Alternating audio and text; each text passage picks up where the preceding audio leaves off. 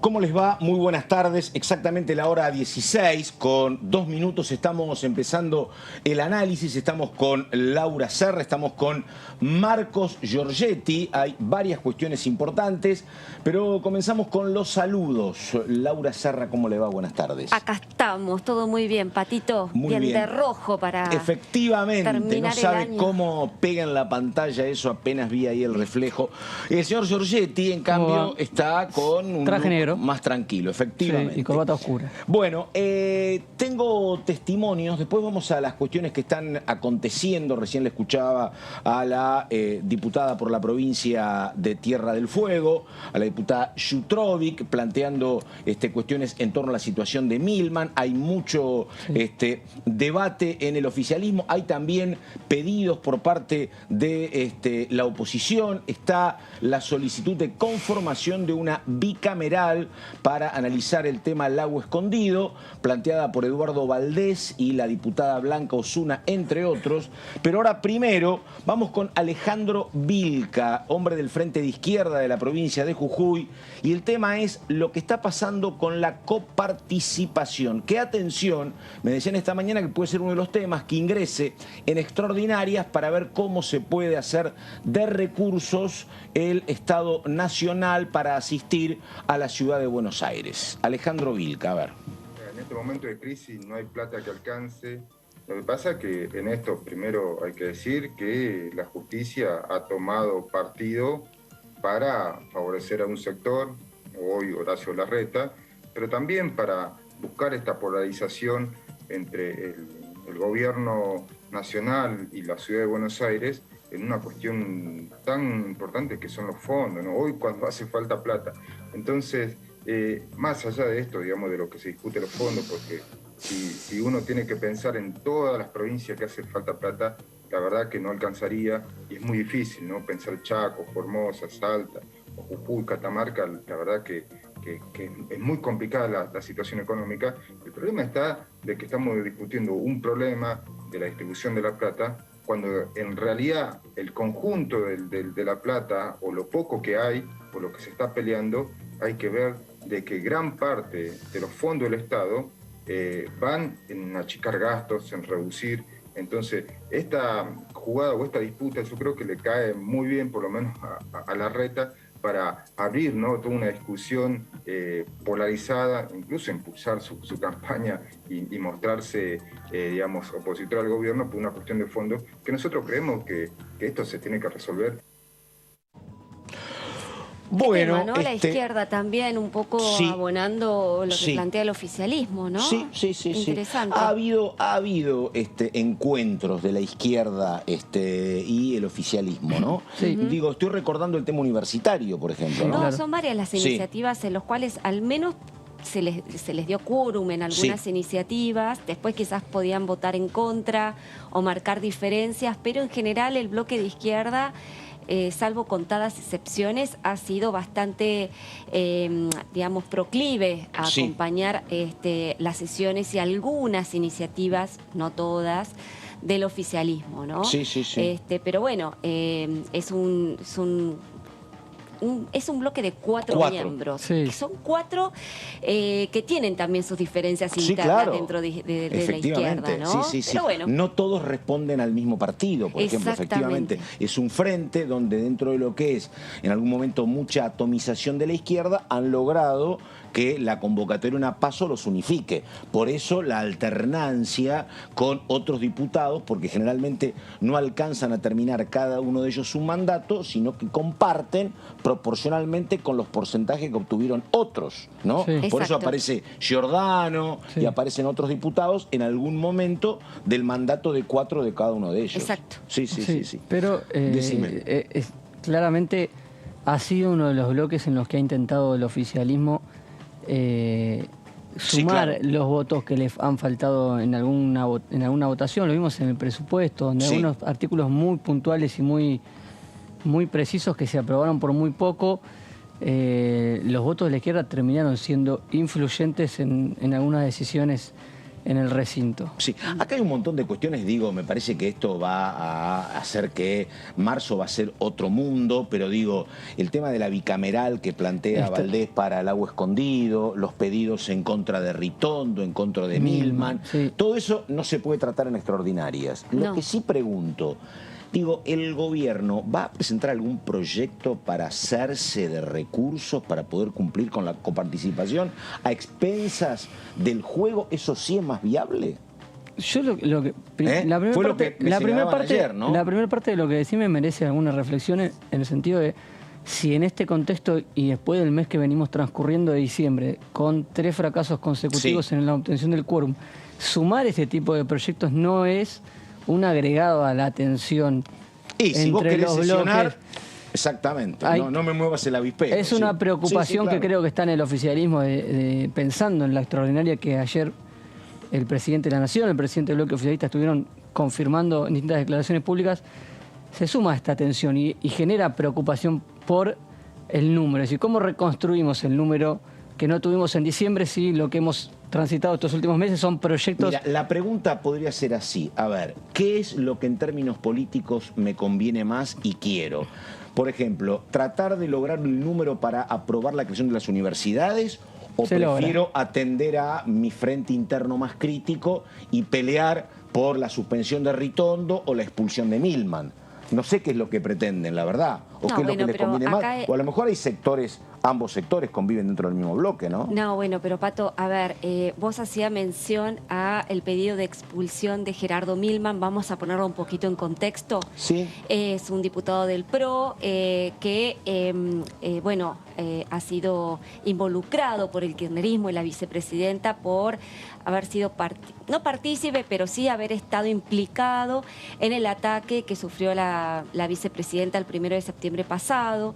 Y además se lo acusa de tener vínculos oscuros con algunas empresas de seguridad, de haber facturado servicios de seguridad mientras él era presidente de la comisión respectiva en la Cámara de Diputados. Bueno, también se lo menciona por nombramientos que son también poco claros, designaciones poco claras aquí en la Cámara de Diputados. Perdón, mientras él se desempeñaba en la cartera de seguridad junto a Patricia Bullrich. En fin, una serie de elementos que a juicio de los diputados del Frente de Todos constituyen, causales como para su expulsión. Pero la Constitución Nacional en su artículo 66 establece que un diputado solamente podría ser expulsado por mala conducta o inhabilidad moral, que es este caso, con los 2 terceras partes de la Cámara de Diputados. De los totales, ni siquiera de los presentes. Claro. Exacto. Entonces, a lo es que el voy famoso desafuero, ¿no? A lo que voy es que estamos mirando acá que ese tema nunca... Totalmente. Son como los pedidos de juicio político. Pero totalmente de acuerdo con vos. Lo que pasa es que yo lo que te retomo es lo que dice Marcos. Digo, si vos sabés que no va a pasar y lo que vos querés es tratar de avanzar con proyectos que te importan mucho, como puede ser el blanqueo o la moratoria jubilatoria, digo, bueno, no monto ningún escenario político porque la verdad lo que hace es restarme en todo caso voluntades. Eso es lo que voy, ¿no? Sí, pero de todas maneras son gestos, digamos. Gestos para afuera. Claro, digo, a ver, indudablemente que este pedido de expulsión de Milman obedece al reclamo que hizo públicamente Cristina Fernández de Kirchner el martes pasado. En aquel discurso que hizo en Avellaneda, ella mencionó explícitamente al diputado Milman, creo que explícitamente. Sí. Y lo comparó con otros casos que habían sido expulsados por menos, por cuestiones menores.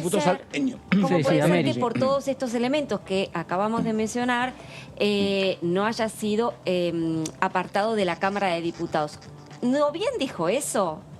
Al día siguiente ya los diputados kirchneristas acataron la orden de Cristina y empezaron a elaborar este proyecto de resolución. A lo que voy es que es un gesto político.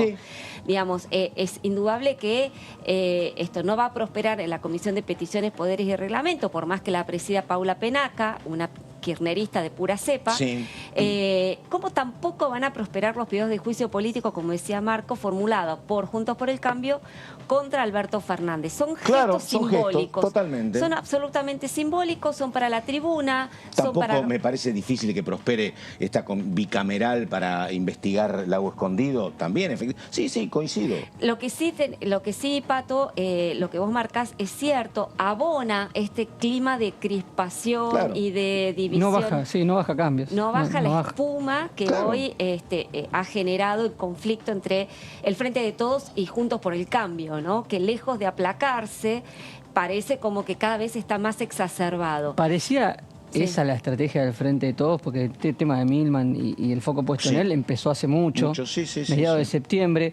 Había una presión de un sector del oficialismo, más cercano al kirchnerismo, que apuntaba mucho a él. Sí. Pero se venían negociando sesiones, se venían desarrollando. Y bueno, como decís vos, apareció Cristina y eso le puso directamente todas las luces en esa situación, y la respuesta rápida de este grupo de diputados que presentaron el pedido de exclusión, yo creo que obedece a que apareció Cristina. Indudablemente hizo la mención. Sí, por supuesto. Recordemos que Milman, ¿por qué Gerardo Milman? Gerardo Milman, porque es, además de un feroz crítico al kirchnerismo, ha sido y es todavía, creo, en la mano derecha de Patricia Bullrich. Lo que te dicen es que habría sido desplazado, en este momento no recuerdo el nombre del... Es un ex legislador de la ciudad, el reemplazante. Pero bueno, Arenaza. Arenaza. Juan Pablo Arenaza. Arenaza, efectivamente. Pero sí, es eso el tema. El jefe de campaña, que no es un puesto formal, digamos, es un título que se pone de manera o sea, que indudablemente las pero también de la balas vicepresidencia que para el kirchnerismo ya tienen un tinte electoral, digamos, ¿no? Es a Milman y lo que tiene que ver con un sector del PRO que representa hoy Patricia Bullrich. Evidentemente es un sector, y sobre todo Patricia Bullrich, que se sintió muy incómoda con estos ataques que está recibiendo Gerardo Milman, porque digamos, tuvo que de alguna manera hacer apartarlo de toda su campaña electoral, toda una señal efectivamente. Y ahora justamente como consecuencia de todo esto también se conoció la respuesta del bloque de PRO a todo esto, ¿no? Que la respuesta del bloque de PRO ha sido muy cauta.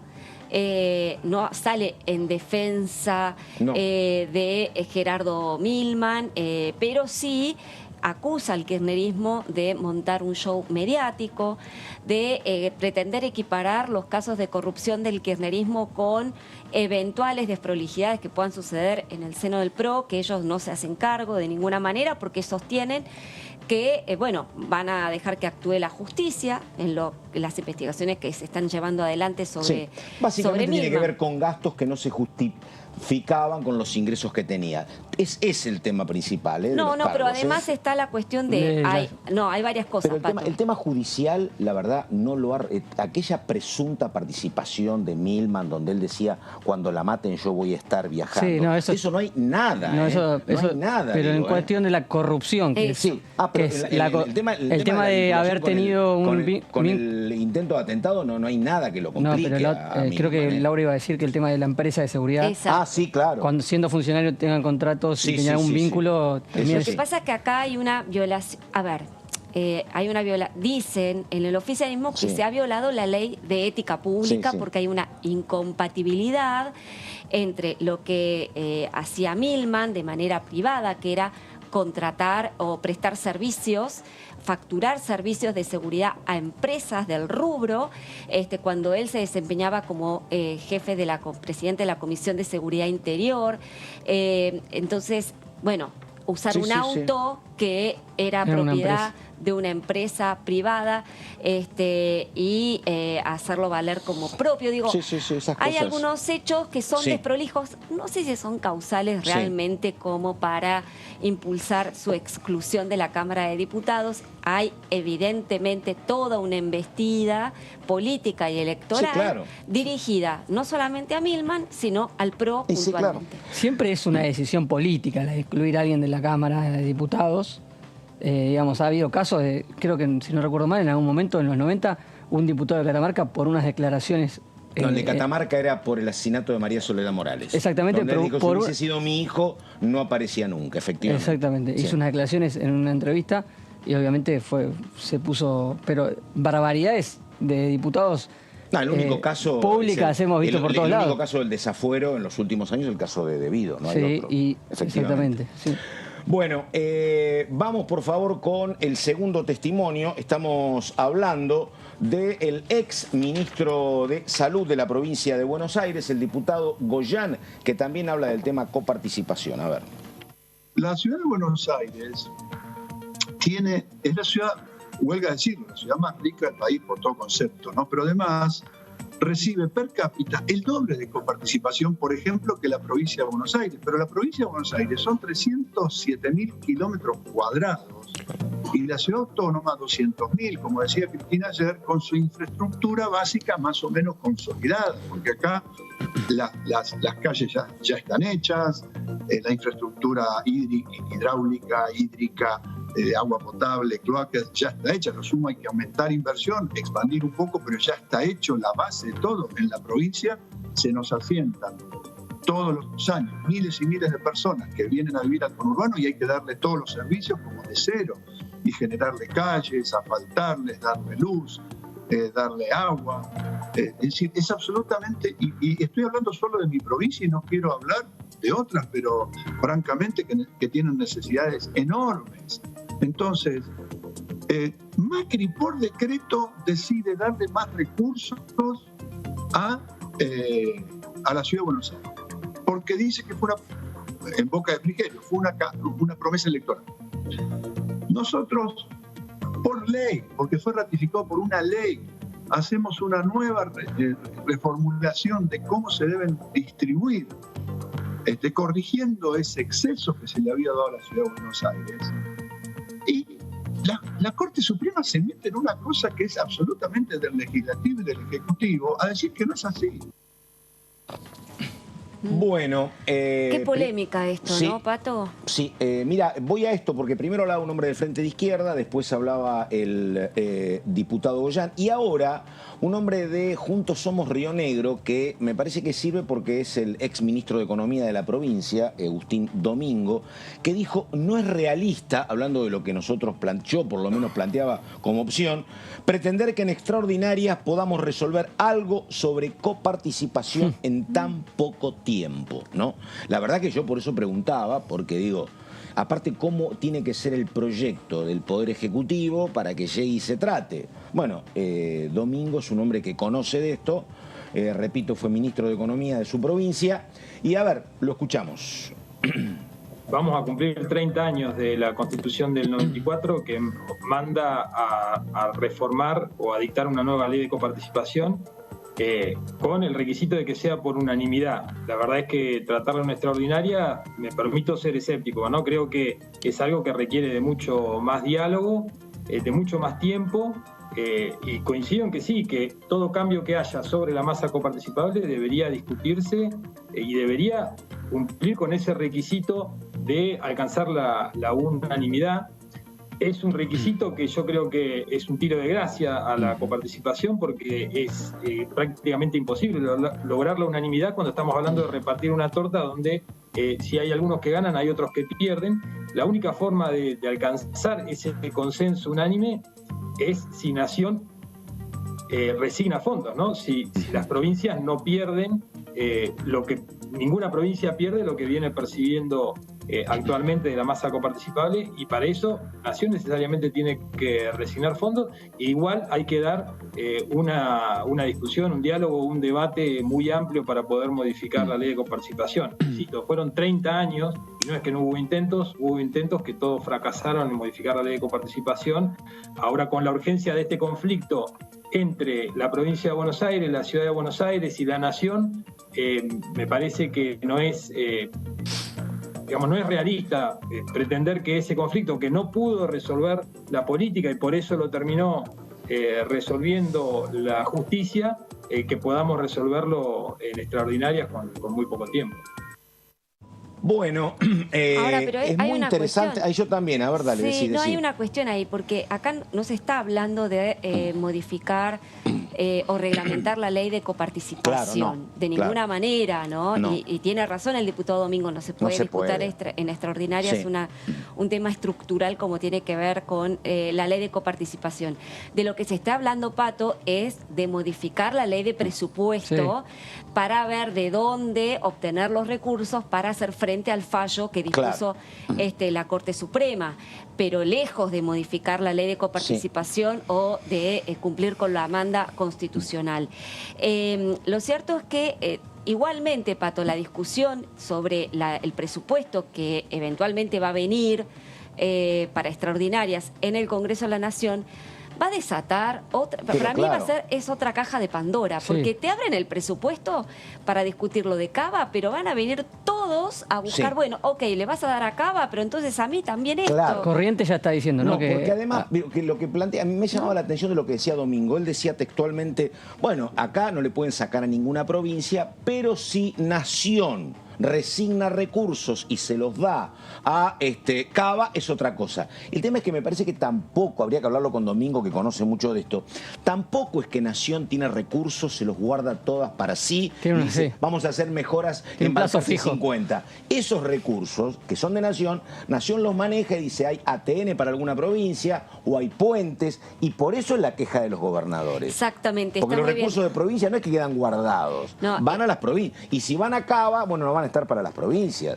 Por eso patalean los gobernadores. Claro, la cuestión es que ahí está el tema, ¿no? Claro. De los recursos de la nación que van de alguna manera por distintas transferencias que no son automáticas, que son más discrecionales, bueno, a qué provincias se podrían llegar a afectar. Y por eso yo digo que mandar un proyecto de ley a esta altura del año o el mes que viene va a desatar, si ya la discusión del presupuesto, lo hemos vivido acá en la Cámara de Diputados, generó tal nivel de conflicto y tal nivel de debate, digo, imagínate el debate que se va a armar, la controversia que se va a suscitar cuando los representantes de las provincias tengan que discutir de dónde se sacan los recursos para dárselos a Cava. Acá, como la solución salomónica que se está planteando es no quitarle recursos a nadie, sino obtenerlos por medio de nuevos impuestos. Y a eso voy, porque ahí se plantea el tema del juego. Bueno, digo, después habrá que esperar la reacción de los afectados, porque uno tiene decenas de municipios en la provincia de Buenos Aires y en todo el país donde el juego es una fuente de ingresos muy importante. No sé tampoco si esto es tan fácil de resolver para que el proyecto llegue y se vote en extraordinarias, ¿no? Me parece. Además se necesitan mayorías agravadas, tratándose de creación de impuestos, con lo cual se necesitan mayorías agravadas. Hay que ver qué hace Juntos por el Cambio, que dice, que pregona que no quiere aumentar impuestos, aunque en este caso se trataría de las LELIC y de los del juego online, con lo cual creo que va a generar un debate muy interesante. Pero y no te quepa duda, Pato, que se va a colar. Si se abre el presupuesto otra vez, es una caja de Pandora. Otra vez van a venir los riojanos pidiendo plata para esto, los santafesinos para el puente. Yo escuché al gobernador de Corrientes. Yo era chiquito, lo están pidiendo mejorarlo, el puente carretero Santo Tomé. Yo escuché al gobernador de Corrientes diciendo que no me acuerdo en qué año le habían hecho lo mismo. Nación le retiró un porcentaje de la coparticipación que nunca se la devolvieron. Así que está en condiciones de reclamar de la misma manera. Claro, Manuel Aguirre, que estuvo con nosotros el martes pasado, que le hicimos una entrevista aquí en Diputados TV, planteaba exactamente eso. Entonces, es peligroso, digamos, por de pronto abrir esa caja de Pandora. Y no solo peligroso, en año electoral, sino ya va a ser año electoral. Pero Tal cual. Además, ¿se va a abrir? ¿Se va a poder elaborar un proyecto?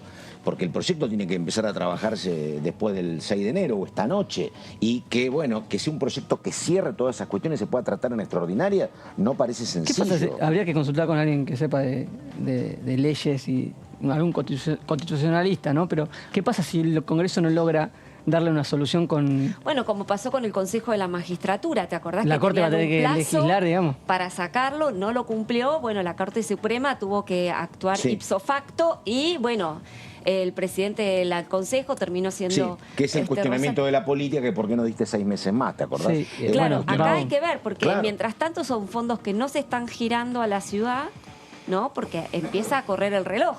Sí, y otro tema que no es menor, digo, ¿no? Porque te imaginas que puede estar, que no es una cuestión tan alocada, que Horacio Rodríguez Larreta sea el candidato nacional de Juntos por el Cambio. Que va a ser uno de los candidatos, va a ser. Precandidato, corrijamos ese. No, pero digo, sí, porque viste que lo planteó Cristina, imagínate que sea el candidato él. Ah, ok. Y que tenga que recorrer el país con este lío no saldado, ¿no? Bueno, ¿cómo sería recibido en las provincias, no? Porque nosotros estamos en la burbuja porteña, en la cual nosotros consideramos que, bueno, aquí hubo una arbitrariedad de ambas partes, ¿no? Macri en primer lugar, después hubo una arbitrariedad en segundo lugar por parte de Alberto Fernández, al quitarle intempestivamente un punto de la coparticipación en plena pandemia, hay que decirlo, con lo cual ahí hay una disputa. Ahora, la cuestión es, esta discusión que lo están haciendo los gobernadores y que te aseguro que lo van a usar como bandera electoral en su distrito. Ya lo insinuó Zamora en Santiago del Estero. Esta cuestión de... es otra vez federales unitarios. El Puerto Rico y el interior pobre es una cuestión en algunos medios más que en otros, pero es una cuestión que tiene 200 años de historia. Totalmente. Sí, totalmente. Y es verdad lo que vos planteás, Pato, porque ¿con qué cara puede ir? Inclusive Patricia Bullrich. No, claro. Digamos, ¿no? A decir, bueno, sí, nosotros propiciamos que vayan más recursos a Cava. Es un tema. Interesantísimo. Y dejen cómo también a los candidatos de Juntos por el Cambio de la provincia de Buenos Aires, ¿no? ¿Cómo? Y también puede ser, hay que ver, porque tienen que salir a militar la provincia de Buenos Aires, que es la que se está quedando sin ese fondo. No, es que por ahora el fondo de fortalecimiento fiscal lo tiene la provincia. Hay que ver cómo se financia lo que le tienen que dar. Lo que pasa es que va a haber muchos diputados, por ejemplo, ha habido tweets de Cornejo, del senador Cornejo radical, que dijo que, bueno, que la provincia de Buenos Aires estaba recibiendo mucho más fondos discrecionales que el resto de las provincias. Entonces hay que ir a por la caja de Axel Kicillof. Pero, Pato, al mismo tiempo, hoy la provincia de Buenos Aires es la que menos recibe de recursos per cápita. Entonces, que lo diga Cornejo lo puede decir, y los mendocinos tienen también su disputa con Buenos Aires, pero que lo diga Santilli, por ejemplo, recorriendo la provincia de Buenos Aires, no lo va a poder decir. Esto es año 1991.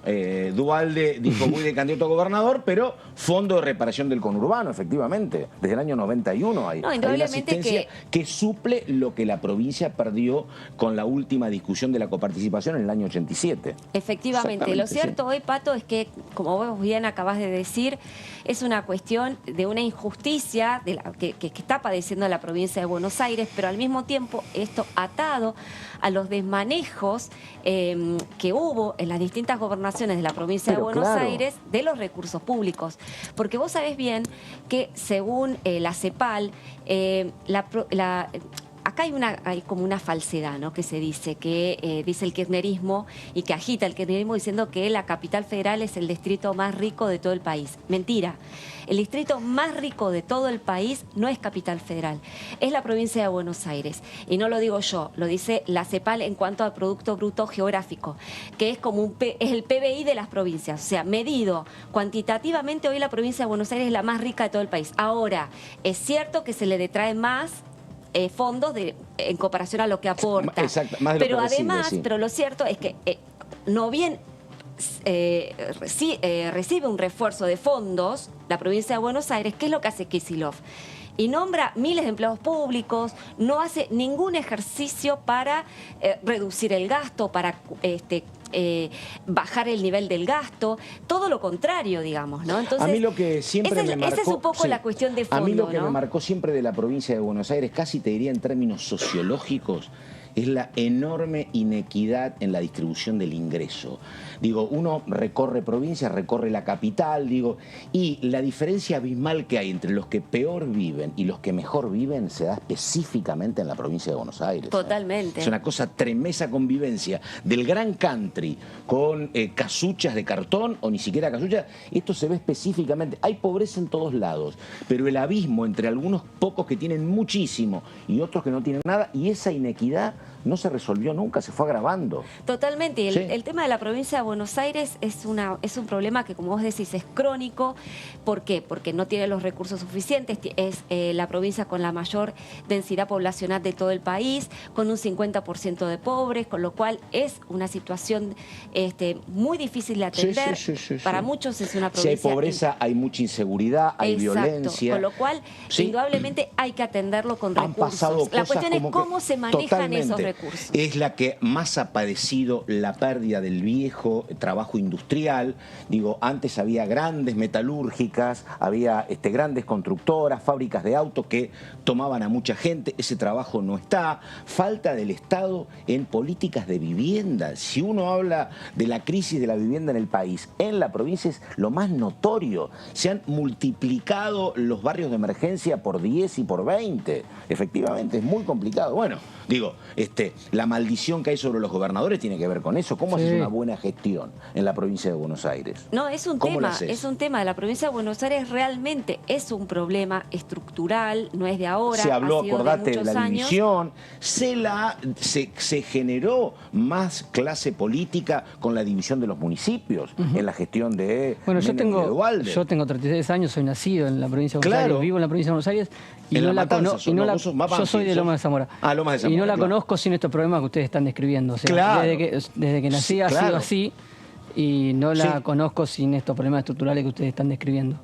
El tema es que, en algún momento debe haber sido distinto. El tema es que no ha habido avance. Por lo menos 35 años que es así. Se ha ido agravando, efectivamente, claro. No, la cuestión acá también, y creo que el meollo de la cuestión es, insisto, ¿no? ¿Cómo se administran los recursos públicos?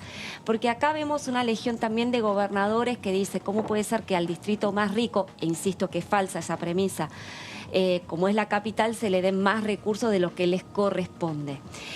Lo cierto es que también, no solamente las estadísticas dicen que la capital no es el distrito más rico, pero vos ves también la magnitud de los estados provinciales.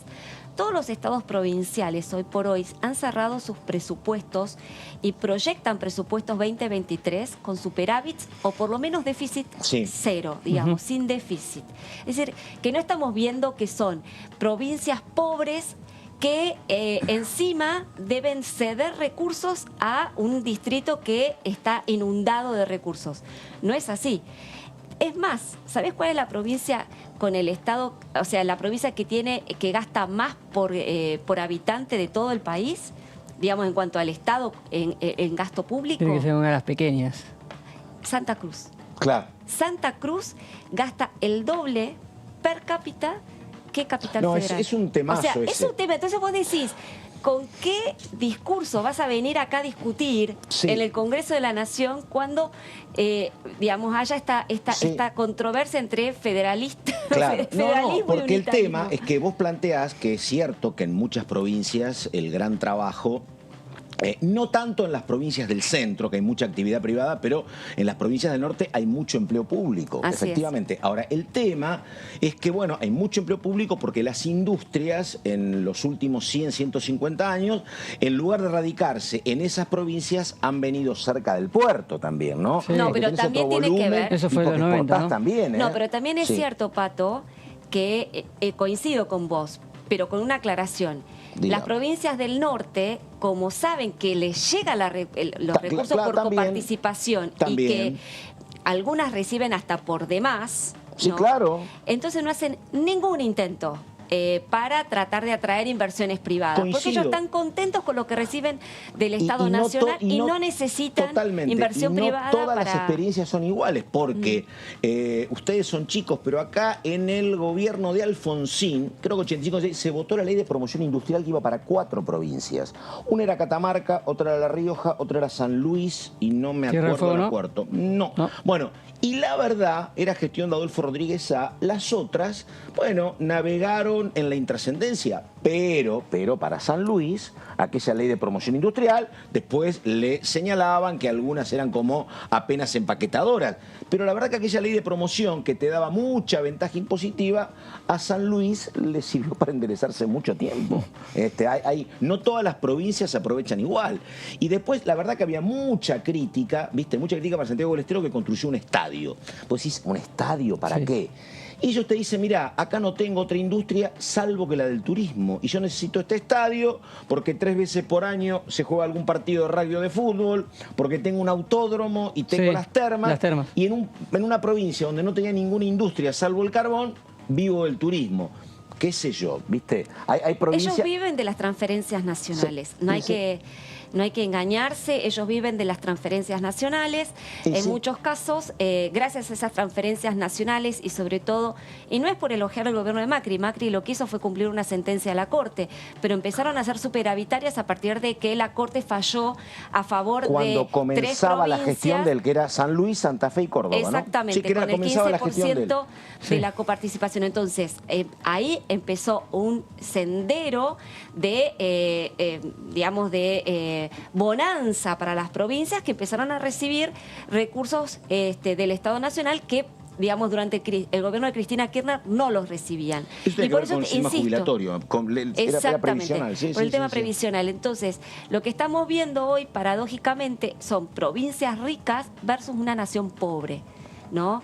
Porque las provincias hoy casi todas están cerrando, como te decía, o con superávit en sus cuentas públicas o sin déficit. Bueno, en el año 89, cuando asume Menem, era una situación, no te digo igual, pero que se modifica, porque todos estaban muy golpeados por la hiperinflación, pero ¿qué pasa? Lo que hace el gobierno de Menem en su momento es transferirle a las provincias la salud y la educación, entonces se genera un cambio, porque recaen gastos sobre las provincias y se evitan gastos nacionales. Pasó eso. Eso le saneó mucho la economía nacional a Domingo Felipe Cavallo y le complicó mucho la vida a las provincias. Yo no tenía, este dato que tenés vos no lo tenía. ¿Cuál? ¿Qué? Este de que ahora, a nivel administrativo, hay provincias ricas con un Estado nacional fuerte. No, es así, efectivamente. Están recibiendo recursos coparticipables de muchísimo mayor volumen que antes de 2016.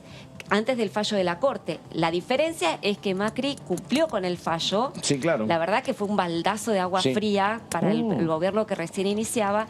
En este caso, Alberto Fernández hizo un amague de no acatarlo, después debió recular, dar marcha atrás, entendió que esto iba a ser, digamos, muy pernicioso no solamente para él en cuanto a las consecuencias penales que él y, digamos, Sergio Massa y había otro problema, ¿y quién se hace cargo del costo? Si Batakis como presidente del Banco Nación, el personal de línea, si el ministro de Economía o el presidente, efectivamente. Entonces podía haber consecuencias penales muy graves al tiempo, y yo creo que esto es lo que más motivó a que Alberto Fernández diera marcha atrás, al impacto económico, Pato.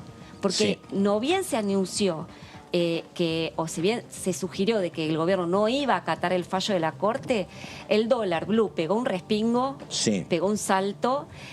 Todas las empresas más importantes del país salieron en fila a cuestionar la actitud del gobierno nacional, y eso es impacto económico y es suba del dólar y es suba del riesgo país, con lo cual este fin de semana que pasó de Navidad obligó a que el gobierno revisara su estrategia, y ahora estamos viendo esta posibilidad Lo de que a mí me proyecto de ley que un se va a mandar. constitucionalista, cuando hablábamos de estas cuestiones técnicas, me dice, pero hay una cuestión política que yo no termino de entender. Dice, porque antes de este fallo de la Corte, dice, hubo por lo menos 6 o 7 reuniones. audiencias. entre las partes. Que hoy que auspiciaba la Corte, digamos. Que hoy reconocía el ministro del Interior, Guado de Pedro, que a ellos les había incomodado la solicitud de Larreta de que estas reuniones fuesen privadas y no públicas, pero que efectivamente existieron. No, digo, sí, yo seguí el tema. Nunca estuvieron muy cerca, muy de acuerdo, y ni bien apareció la interna entre Juntos por el Cambio, que Bullrich lo trataba de acuerdista a Larreta, se alejaban más las posiciones, claro. Y las internas en los dos espacios aparecían en todo momento en esas negociaciones privadas. Que el gobierno de Alberto Fernández, no bien asumió Alberto Fernández la presidencia, lo primero que hizo fue convocar a Larreta para discutir estos fondos por demás que recibía la Ciudad de Buenos Aires. Pero ¿qué pasó? Se desató la pandemia. Exactamente. Entonces, la pandemia puso como una especie de paraguas en ese conflicto en ciernes, que volvió a estallar en septiembre, cuando inesperadamente el gobierno nacional, con Alberto Fernández a la cabeza, decidió intempestivamente sacarle ese punto a la ciudad para dárselo a la provincia de Buenos Aires. Sacarle ese punto a la ciudad por algo que me tocó, pero vivirlo muy circunstancialmente, que fue el reclamo vehemente, como no se imaginan, de la policía de la provincia que rodeó la Quinta de Olivos. ¿Te acordás? Pero la verdad que yo estaba haciendo un trámite y digo, ¿qué está pasando? Porque aparte no aceptaban ningún tipo de diálogo, no aparecía Bernie, fueron ninguneados los enviados que mandó, en ese momento era Biondi, que mandó el gobierno. La verdad que vos no entendías, porque había crecido ese reclamo de una manera contundente en 2 horas. ¿Y el gobierno qué hace? Dice, bueno, esto es duro, le doy la plata y la saca del punto de coparticipación que le correspondía a la ciudad. Claro, digamos, por eso decimos que fue a la decisión un poco arbitraria de Mauricio Macri de aumentar en un porcentaje más del que debía. Sí, exacto, del 1.4 al 3.75 por decreto, digamos, bastante cuestionable, por cierto. Ahora, tampoco es menos cuestionable la actitud que tuvo Alberto Fernández. Y desde entonces, como bien decía Marcos, el conflicto se recrudeció, sobre todo atizado por esta disputa entre halcones y palomas, ¿no? De ambas partes, ¿no? Porque indudablemente fue Cristina Kirchner la que lo incitó a Alberto Fernández para que rompiera lanzas, y Patricia Bullrich del otro lado. Bueno, faltan apenas 18 minutos para las 17. Estamos con John Marco Giorgetti, estamos con Laura Serra, presentación, y hablamos de un proyecto que explica Laura Serra sobre personas que reciben el diagnóstico de síndrome de Down. A ver, ¿qué tenemos, Serra, por favor? A ver si empezamos con las placas, para poder explicar de qué se trata este proyecto de ley que apunta a un diagnóstico humanizado para personas que tienen síndrome de Down. ¿Qué quiere decir esto de diagnóstico humanizado? ¿No? Esto quiere decir que aquellas personas, aquellos padres que están por tener un chiquito, un bebé con este trastorno de síndrome de Down, puedan ser atendidos de la mejor manera posible por el cuerpo médico, para que cuenten con toda la información que exista sobre la materia, para que ellos puedan afrontar este cambio en sus vidas de la mejor manera posible. Es una iniciativa que cuenta con media sanción del Senado. Allí fue promovida esta iniciativa por Julio Cobos y por Mario Fiat, senadores por entonces del radicalismo, y contaron con el apoyo de un conjunto de ONGs, entre ellos, por ejemplo, la Asociación Síndrome de Down de la República Argentina, ASDRA. Seguimos adelante. Segunda placa, por favor. A ver. Sí, los tenemos allí. El proyecto, lo que decíamos hace un rato, Pato, busca asegurar la contención y el acompañamiento de las personas que reciben el diagnóstico para su hijo en gestación o recién nacido. Lo que dice este proyecto de ley es que mediante una adecuada comunicación interpersonal, información objetiva y actualizada, justamente estos papás van a poder afrontar esta situación de la mejor manera. Una de las claves justamente se halla en el artículo 5º del proyecto de ley, donde se establece que la comunicación que realicen los médicos debe realizarse en un ámbito de intimidad, ya sea presencial o virtual, donde pueda justamente darse una comunicación interpersonal de calidad, ¿no? Donde justamente haya privacidad a la hora de conversar sobre un tema que indudablemente es sensible. Te pregunto, no sos médica, no. Pero digo, estas cuestiones, está bien insistir, pero ¿no se debería dar por hecho y por sentado que tendría que ser así? Digo, vos sos médico o médica y tenés una pareja o una madre a la cual el diagnóstico dice que va a ser mamá de un chico o una chica con síndrome de Down. Todas estas cosas que hay que escribirlas, digo, ¿no estarían dados por sentado que tiene que ser siempre así? Sí, digamos, el sentido común indicaría eso, pero bueno, no todos los médicos están preparados en psicología como para atender este tipo de quizás demandas o digamos la sorpresa o la desazón o no sé, que puede tener un padre, una madre frente a un diagnóstico de esta naturaleza. Por eso es que lo que pretende este proyecto de ley es que, bueno, también haya una suerte de profesionalización de los médicos a la hora de, bueno, de dar cuenta de este tipo de que te digo la verdad, uno encuentra realidades muy opuestas. Yo he visto personal médico con una enorme empatía y otro personal médico falto de empatía, que vos decís, llamativo, ¿no? Más allá de que sea atención en hospitales públicos, hospitales privados o medicina gremial, ¿no? La verdad. Pero no sé si ojalá, creo que la ley sirve para dar un marco, tal vez, ¿no? Tal cual, efectivamente a eso apunta la norma, que como te decía tiene media sanción del Senado. A ver si seguimos con las placas. Bueno, justamente lo que propone este proyecto de ley es que además de que brindar el diagnóstico, los médicos también recomienden a los padres sobre los recursos, los grupos, las asociaciones de acompañamiento y contención para familias en una situación de esta naturaleza, ¿no? Y otro de los aspectos relevantes de este proyecto de ley es que las jurisdicciones que adhieran a la norma informen la cantidad de casos diagnosticados con síndrome de Down, porque bueno, ya lo hemos visto con el censo del INDEC, no hay datos actualizados sobre la cantidad de chicos y de personas con este trastorno. Pero aparte no hay datos sobre discapacidades motrices, discapacidades visuales. Mira, hoy hablábamos con el diputado Acef planteando en un proyecto que por qué no se hace un censo para conocer a los que reciben planes sociales. Y yo hablaba con Acef, a ver, desde el año 2003 hay planes sociales en la Argentina. ¿Cómo puede ser que no haya, la verdad? Y a esta altura de la informatización... Y se requiere un censo para eso, con un mero trabajo de campo del INDEC alcanzaría. Uno pregunta la cantidad de habitantes que tiene Carlos Paz y te empiezan a llegar ofertas para que viajes de hoteles de Carlos Paz, por ejemplo, ¿no? Y la verdad, y no podés saber, cuánta gente hay con síndrome de Down, cuánta gente con discapacidad motriz, planes sociales, ¿no? Pero no solamente por el tema de las para apuntar con precisión las políticas públicas a ese sector, sino también por el tema de las pensiones que se otorgan por discapacidad. Que en muchos casos son por de pronto cuestionables. Sí, claro. Un escándalo de esa naturaleza se desató durante el gobierno de Mauricio Macri. Sí, que había localidades particulares de las provincias. Había, era Córdoba, Catamarca, me parece. Formosa, creo. Puede ser. Pero no estoy segura.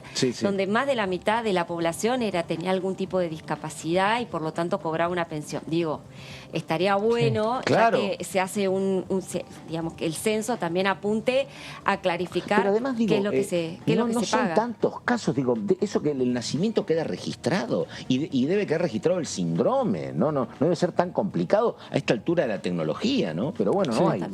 Sí. Exactamente. Sí, yo creo que... ¿Le queda una placa más, Serra, o terminó? Creo que sí, creo que ya está. A ver, no, bueno. sí, ya está. Bueno. Hemos dicho todo lo que teníamos que decir. Bueno, acá, según la experiencia claro. con hijos con síndrome de Down, el diagnóstico de este trastorno se recibe actualmente de manera muy confusa, ¿no? Con desinformación, y eso es lo que muchas veces, Pato, genera temor en los padres, en las familias. Con pronósticos agoreros que no se cumplen, efectivamente. Y bueno, eso de alguna manera mal predispone en muchos casos la llegada de este hijo o, bueno, el nacimiento del niño. Y justamente entre los fundamentos del proyecto de ley se advierte que esta desinformación es lo que dificulta este primer apego de sus papás con los hijos e hijas que tienen este síndrome de Down, y por eso es clave proveer información que sea veraz, completa y actualizada, y la asistencia de equipos de contención, ¿no? Que sean adecuados y que estén preparados para esto. Y este es un proyecto que deberían votar desde los libertarios hasta el Frente de Izquierda, me parece. Es un proyecto que estaba incluido en la última sesión que no tuvo quórum hace 2 semanas. Era parte del temario junto con la creación de universidades, esa sesión que convocó, la última que convocó el Frente de Todos, y que no tuvo quórum. Este y otros proyectos que también venían de la Comisión de Salud eran parte del temario. Así que eso que decís de que todos deberían votarlo, sí, pero siempre y cuando se consiga el quórum y se solucionen los temas de diálogo político en la Cámara de Diputados. Bueno, yendo a conclusiones, a ver, ni siquiera hay todavía fecha para convocatoria extraordinaria. No. Puede ser 1 de febrero, como generalmente pasa, 15 de enero sería como imposible. Y habrá que ver, porque tampoco acá el proyecto de blanqueo del gobierno no entró. No entró. No entró. Que a veces te lo meten para empezar a meter presión. Eso todavía no pasó. Yo le pregunté a Casareto, dijo, bueno, calma, no sean ansiosos. El problema es que, por otro lado, parecería que al gobierno le importa mucho que esto llegue y se vote, ¿no? Apareció el tema con participación, ¿no? Porque el blanqueo parecía ser el único tema de peso que podía mover una sesión extraordinaria, ¿no? Sí. Pero ahora el tema con participación, ayer incluso el presidente de la Nación dijo que el Congreso iba a tener que tratar una ampliación del presupuesto y que se estaba definiendo los plazos para el llamado a sesiones extraordinarias, es decir, tenemos la confirmación del propio presidente de que va a haber extraordinarias, pero nadie se anima a confirmar la fecha ni la duración. Ahora, ya pasó este año, ¿no? Que había 8 proyectos en extraordinario y no se votó ninguno. No hubo. Pero es muy complicado también, el gobierno tiene otros problemas, pero es complicado que el gobierno apueste a proyectos sensibles como puede ser el blanqueo o coparticipación, y que por todo lo que estamos explicando finalmente no consiga quórum, ¿no? Porque uno vio también que no solo era en las últimas sesiones, no solo el problema era Conjuntos por el Cambio, también había una reticencia a participar del interbloque federal, por ejemplo, ¿no? Digo, para el gobierno, vos decís, mira, necesito buscar una solución para el tema coparticipación y voy a impulsar el impuesto al juego online, y después no lo podés votar, o el blanqueo, no conseguís el respaldo, es un tema difícil, me parece, ¿no? En términos políticos.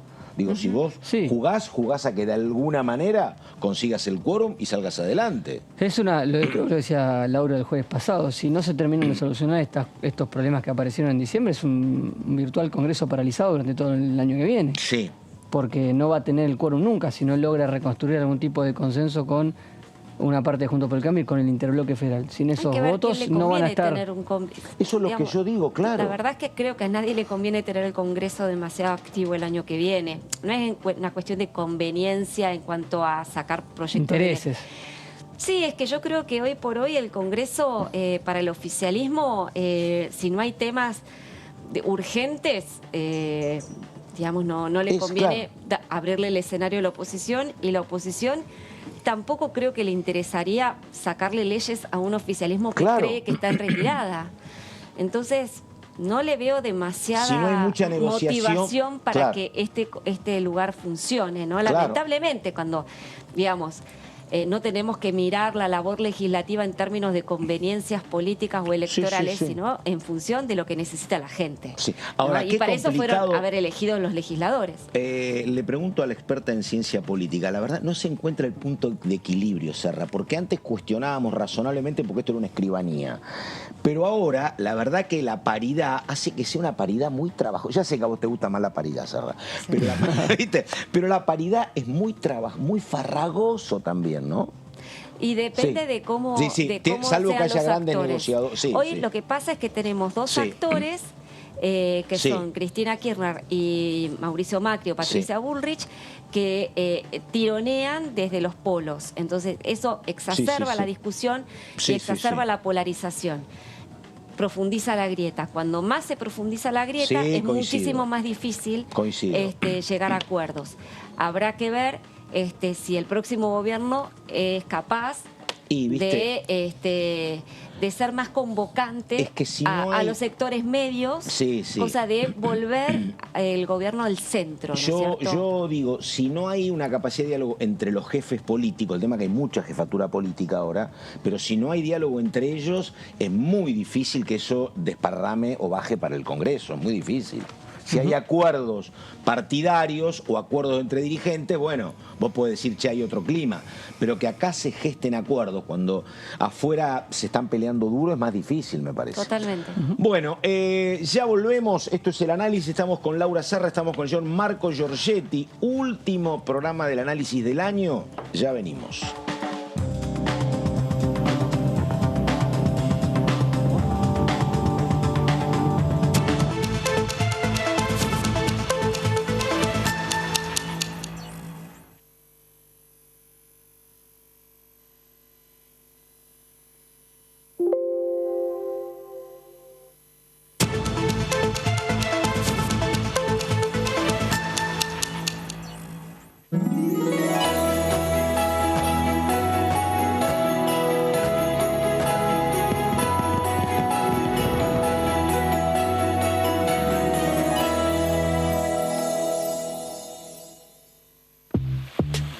Mi nombre es Gonzalo, tengo 35 años y soy biólogo marino.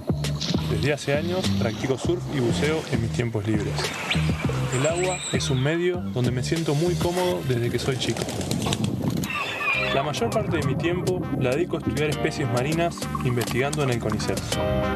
Por suerte puedo combinar lo que más me gusta con mi trabajo, que lo que quiera hacer incluye la ciencia.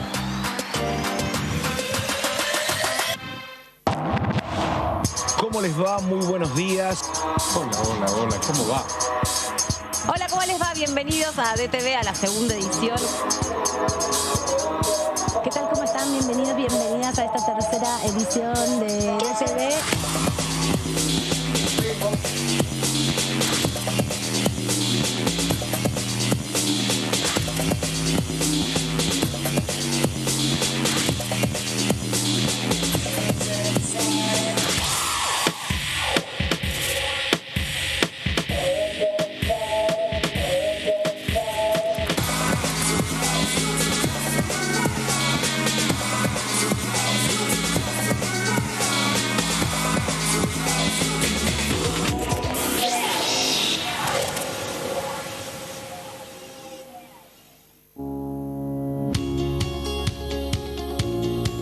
La Cámara de Diputados tiene 257 miembros.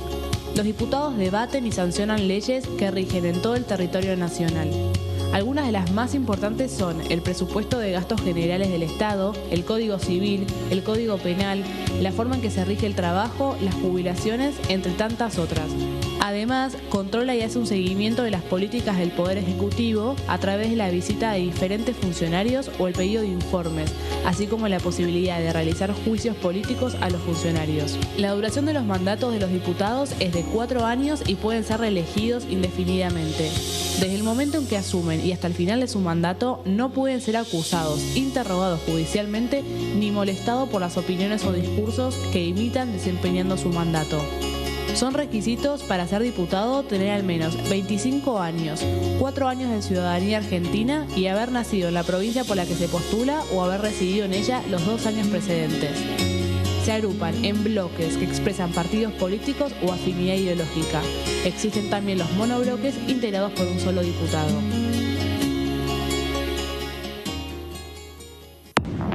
¿Cómo andan? Bienvenidos, bienvenidas a esta tercera edición de TV. Creo que fue un año, ustedes hablaban de cantidad de 13 sesiones, pero no debemos dejar de destacar todas las labores que se hicieron en varias comisiones. Yo integro una que creo que tiene mucho trabajo, que es la de presupuesto, y que bueno, que está muy bien conducida. Cada diputado debe fijar su posición, votar o no, pero debatir las leyes que por ahí está esperando el argentino. En esa expectativa sí me quedo con un sabor a mucho más, pero bueno, haciendo un balance en lo que se pudo lograr, logramos también lo que se pudo en un contexto de país complicado, ¿no? DTV, tercera edición, de lunes a viernes. Ya salen, los pinchecitos ya salen. Ya, bueno, hermanito, por fin llegaste. Vos llegaste. Mirá lo que es tu casa propia. Gracias, amigo. Está linda, ¿no? Cada vez más argentinas y argentinos están llegando a su casa propia porque seguimos construyendo y entregando viviendas. Primero la gente. Ministerio de Desarrollo Territorial y Hábitat. Argentina Presidencia. Lo que pasa en comisiones. Lo que pasa en las sesiones. Lo que pasa en el Congreso. Lo que querés saber de nuestro Parlamento, te lo contamos nosotros. Porque somos tu voz en el Congreso. DTV, el periodismo en el Congreso.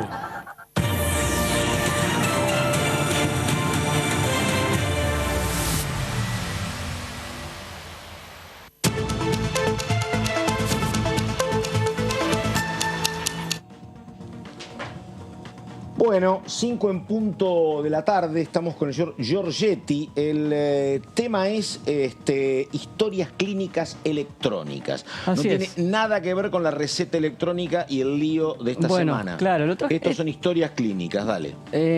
Como decías vos, hubo mucha discusión esta semana por el tema de la posibilidad de utilizar la receta con una imagen fotográfica.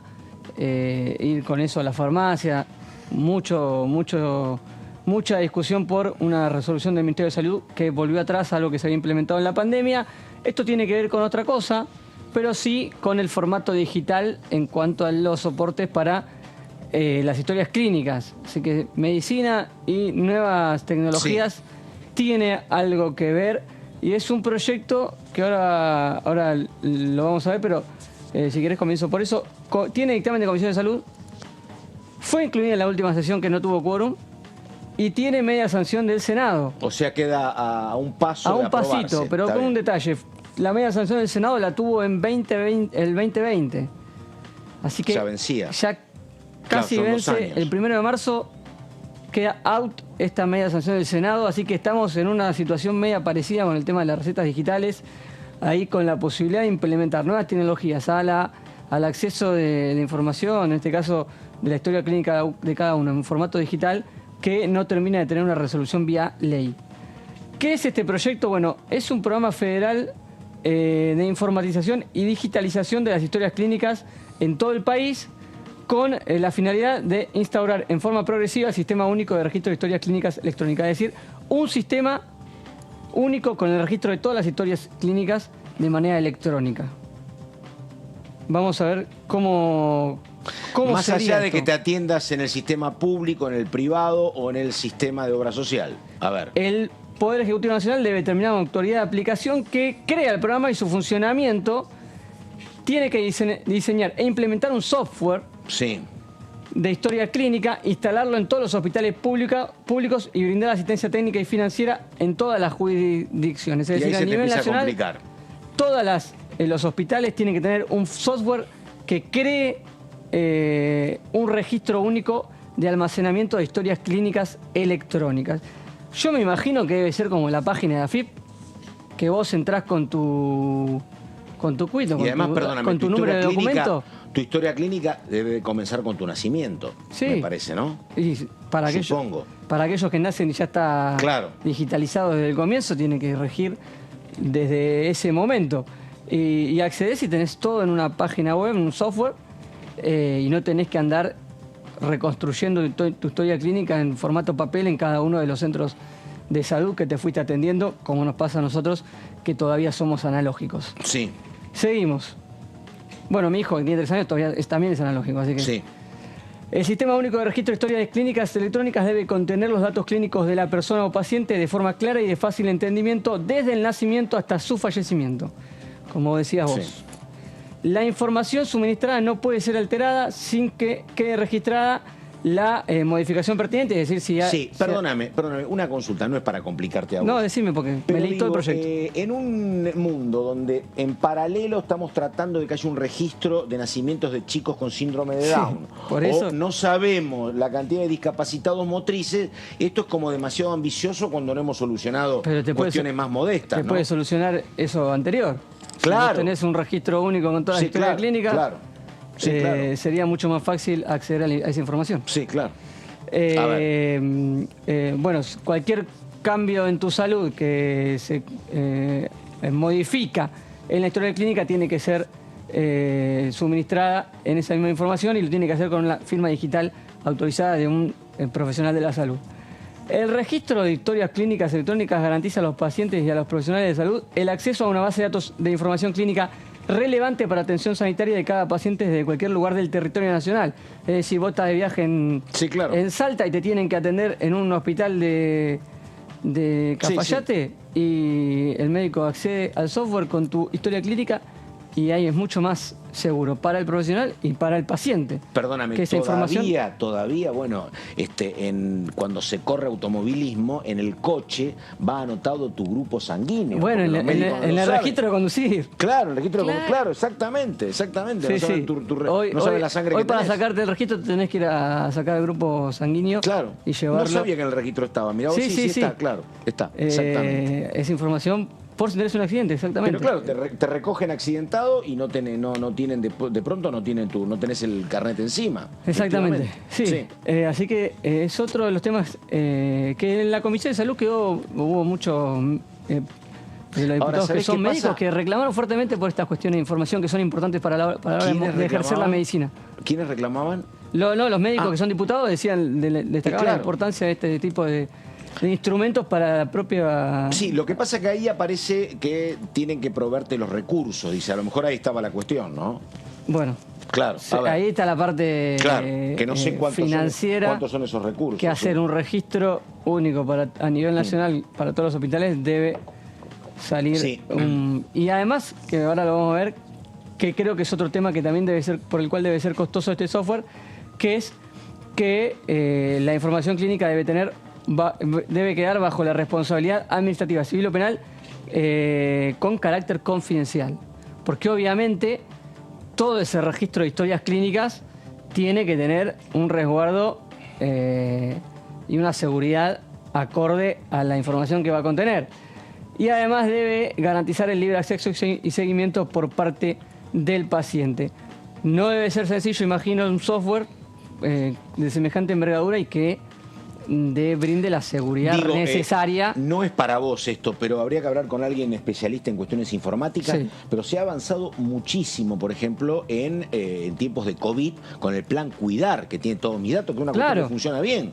O en la provincia de Buenos Aires hay otro. Sí, el Vacunate estaba. El Vacunate, efectivamente. Digo, a lo mejor me parece que montados en ese software, me parece que se podrían hacer un montón de cosas, pero bueno. Exactamente. El paciente es titular de los datos y tiene en todo momento derecho a conocer la información en la historia clínica electrónica, es decir, sos dueño de tu propia información y vos podés acceder cuando quieras a verla.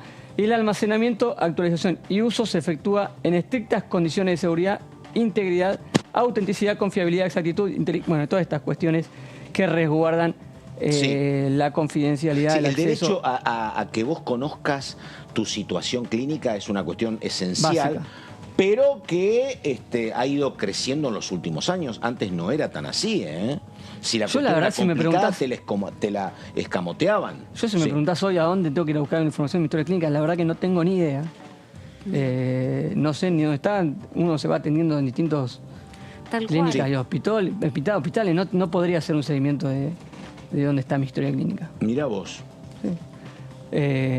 Pero me parece interesante. Yo hace tiempo que voy al mismo, así que bueno, debe estar ahí. Pero claro, no desde tu nacimiento, esto es desde tu nacimiento. No, claro, exactamente. No, sí, obviamente uno sabe cuáles fueron los únicos médicos que lo vieron, pero estamos hablando de el nacimiento. Sí, coincido. Es un registro. Por algo, los médicos, lo primero que te preguntan cuando te ven en una primera... Ya me hicieron la historia clínica, ya me hicieron el software en ese momento. Sí, estaba el software. Exactamente, ya tenía. Así que dale, por algo, lo primero que te pregunta un médico cuando te ve por primera vez, otra vez las preguntas básicas de sos alérgico a... Claro. Tomás alguna medicación que no puedas tomar. Estás operado. Y repetís siempre la misma historia.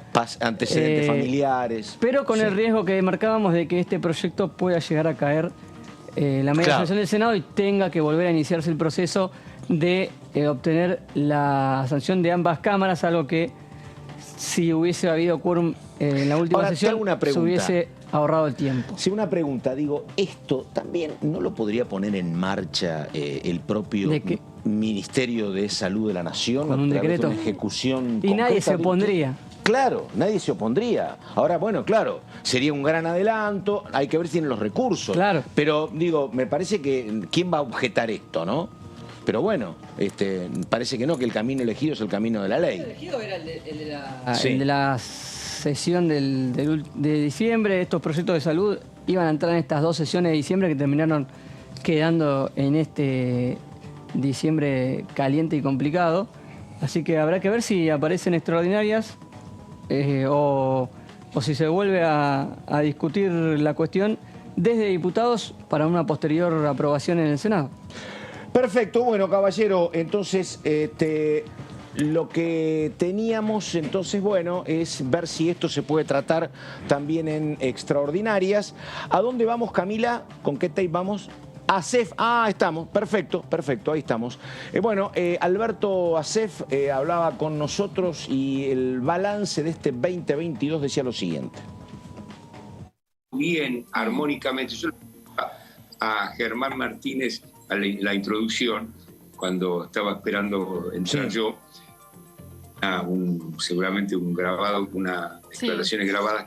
Sí, un recorte. Y él busca mostrar la voluntad de concertación, la armonía el diálogo, que efectivamente él lo busca, yo lo reconozco eso. En el presupuesto se dio, esto es importante, ¿cierto? En el presupuesto se dio, hubo un presupuesto que se votó casi unánimemente, no hubo mayores disputas ni discusiones. El tema del acuerdo con el fondo también fue apoyado por la Cámara. Eso habla bien de la madurez del cuerpo legislativo. Pero después aparecen algunos temas, siempre hay una amenaza de que aparezca la suspensión de las PASO, de repente si se dan las circunstancias favorables para el oficial. Entonces, así no se puede trabajar, hay que trabajar con más confianza. Bueno, ahí está el tema entonces del diputado Asef, que pide trabajar con más confianza. Difícil parecería, pero bueno. Y ahora Miriam Bregman, a ver. Tuvo de todo, pero creo que hubo un hecho que lo marcó, que signó y que va a marcar a las futuras generaciones, que es el acuerdo con el Fondo Monetario. Parece lejano en el tiempo porque pasan tantas cosas en nuestro país y esto fue a principio de año, pero creo que un hecho significativo realmente que marca la economía, la política exterior del país y sobre todo el impacto sobre las demás áreas que tienen como salud, educación, discapacidad, todos los temas que nos preocupan. Creo que si tengo que poner un tema es el acuerdo con el Fondo Monetario, que fue muy debatido. Nosotros además con mi partido, el PTS en el Frente de Izquierda, con todos los compañeros de izquierda, organizamos movilizaciones muy masivas sobre el fin del año pasado, inicio de con una participación de más de 200 organizaciones. Realizamos en este Congreso una conferencia donde vinieron expertos internacionales con Nora Cortiñas para debatir el tema y explicar por qué era ilegal y legítimo lo que se estaba aprobando en este Congreso, pero bueno, en eso no hay tantas diferencias. Se pusieron de acuerdo, se probó ese convenio con el Fondo Monetario y creo que si todavía no tiene tanto impacto político y podemos decir, bueno, ¿qué temas? Es porque los pagos grandes al FMI no comenzaron, van a comenzar en el 24 o 25, junto con los pagos de los acreedores privados. Así que el año que viene o el próximo creo que este tema van a ser temas lamentablemente de absoluta actualidad. Bueno, aquí estamos. La hora 17 horas con 15 minutos y hoy hablábamos con Graciela Camaño, diputada del Interbloque Federal, un Interbloque Federal que, lo hemos señalado acá, ha tomado como distancia, no quieren ser partícipes de ninguno de los dos bloques mayoritarios, arréglense, te dicen, y me parece que esa posición a quien más dificulta el accionar en el Congreso es al oficialismo, ¿no? Sí, sí. Porque, bueno, interesado en el quórum. Claro, totalmente. Se le ha complicado muchísimo. Totalmente. Cuando en la última sesión apostaban a Evolución, ya descartaban a los integrantes del Interbloque Federal. Graciela Camaño, a ver, ¿qué decía?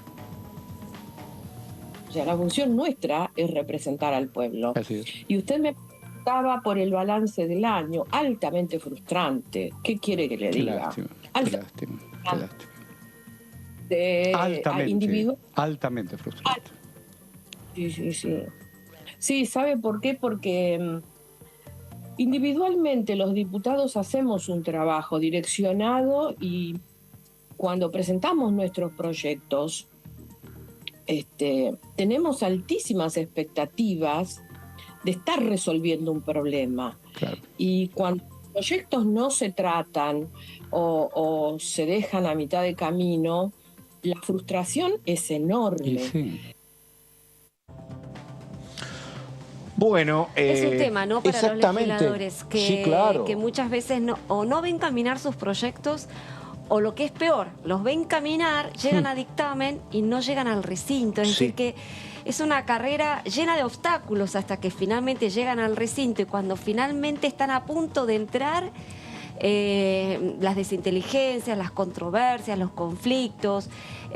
Bueno, yo me acuerdo particularmente de un caso de la diputada Camaño que no es la Laguna Azul, pero era ¿se acuerdan del tema? El agujero azul. El agujero azul, efectivamente, ¿se acuerdan? Sí, sí. Que ella lo había peleado varios años, que chocaba con Mariana Zubik, que después lo trató legislación general en lugar de intereses marítimos, que logró dictamen, que llegó al recinto. El agujero azul, efectivamente. Lo había remado Graciela Camaño, y esto le pasa, más que nada, les pasa a los representantes de bloques más chicos, ¿no? Me parece. No, también a los representantes de los bloques grandes también, aunque por supuesto tienen más posibilidades, o menos posibilidades, mejor dicho, los bloques del medio, que, bueno, han presentado varias iniciativas que tienen que ver, sobre todo el Interbloque Federal, ¿no? Con lo que tiene que ver con la producción, las pymes y demás, y no avanzó ninguno. No. Y bueno, y eso de alguna manera, como decía recién Camaño, es muy frustrante para un legislador,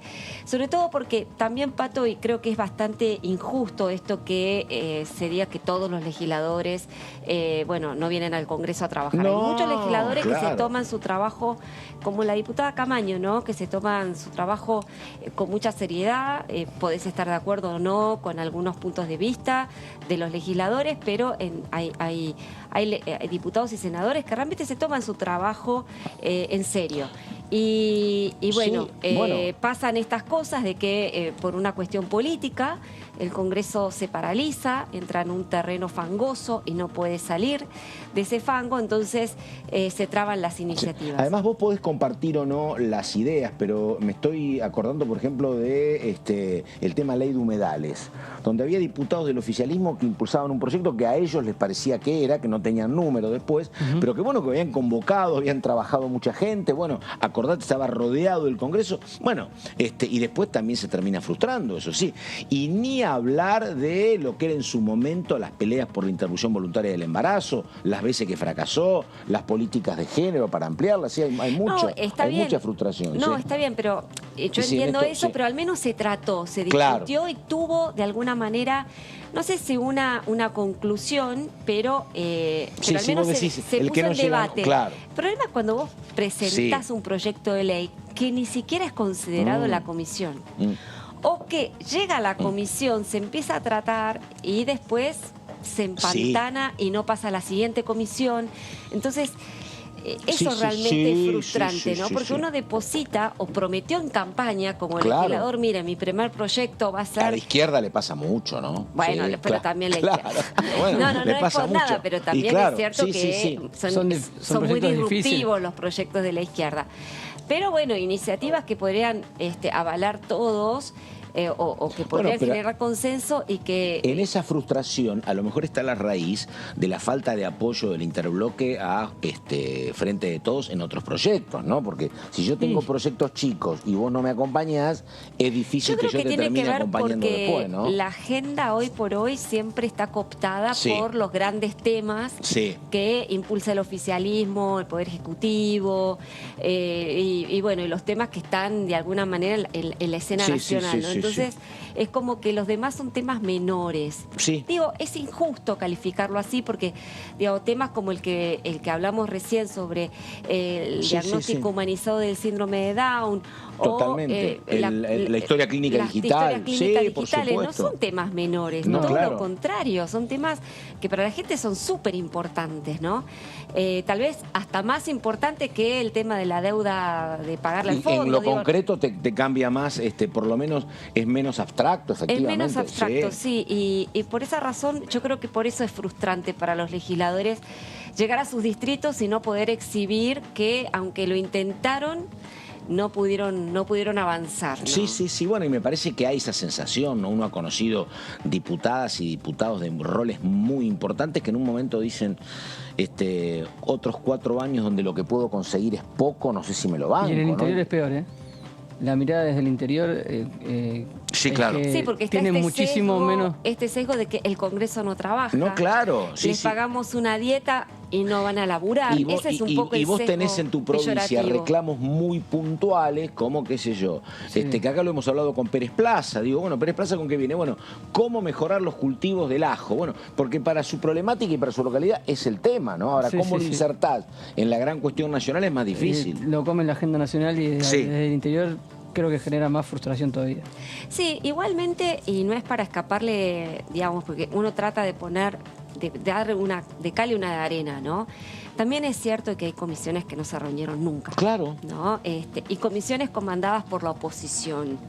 Que no se han reunido, con lo cual hay también una responsabilidad compartida. Ni siquiera hay un freno político. Eso es lo que yo te quiero decir. Sí, claro. Que al menos vos podés, quizás sabés que el tema no va a llegar al recinto, pero al menos tiene le puedes visibilidad dar un mediática. Marco, exacto, le puedes dar un marco, porque acá, por ejemplo, Diputados TV transmitimos todas las comisiones. Y la gente puede conocer los temas que se van tratando. Que, por más que no lleguen al recinto o no sean las de envergadura nacional que uno sobre las que está más atento. No, claro. Pero, digamos, ni siquiera se convocan las comisiones para tratarlo. Entonces ahí hay una responsabilidad primaria y no de los diputados, digamos, de a pie o los legisladores rasos, sino también de los bloques que son los responsables de hacer motorizar las comisiones. Sí. Bueno, vamos con lo siguiente. Las 17:22, Laura Serra y un tema que me parece que también es como muy mediático, ¿no? A partir de una especialista en esta cuestión, porque fue ministra de Salud en su momento, porque conoce el tema, que es Graciela Ocaña, ¿no? Exactamente. Dale. Bueno, vamos a hablar de uno de los temas que tiene también un costado parlamentario, porque estamos hablando de la Auditoría General de la Nación, la AGN, que es un órgano de control que depende del Congreso de la Nación. Jesús Rodríguez está ahora, ¿no? Jesús Rodríguez la preside, Jesús Rodríguez del radicalismo, pero es una auditoría cuya composición hoy está dominada por el oficialismo. Hace 2 semanas, hace 10 días aproximadamente, sacaron un dictamen, una auditoría muy importante sobre los gastos COVID, Pato.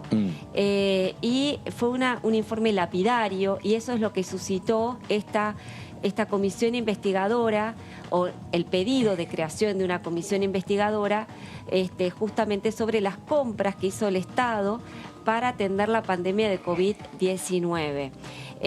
Lo que decía esa auditoría de la AGN, que hay que decirlo, Pato, fue suscripta tanto por oficialistas como por opositores, o sea, salió por unanimidad el dictamen.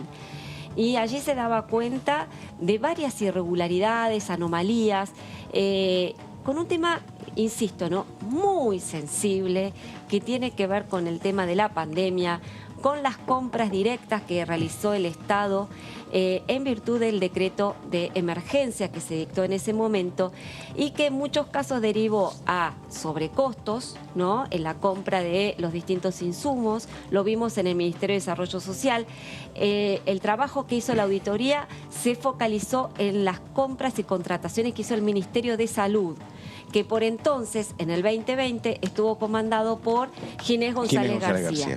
Es decir, que esta auditoría apunta directamente a la gestión Ginés González García, que paradójicamente fue galardonado hace pocos días, ¿no?, en la Casa Rosada, por su gestión al frente del Ministerio de Salud. Una gestión que terminó bastante mal con la cuestión del vacunatorio VIP. Claro, ¿no? Fue reemplazado por Bisotti en ese momento, efectivamente. Vamos a la placa entonces, una comisión investigadora que propone la diputada Graciela Ocaña. La diputada Graciela Ocaña, que pertenece a Juntos por el Cambio, y el objetivo de esta comisión es justamente detectar la existencia de presuntas irregularidades en las decisiones que ha adoptado el Estado en todas las áreas del gabinete, con el foco puesto en los siguientes aspectos. Vamos a ver de qué se trata.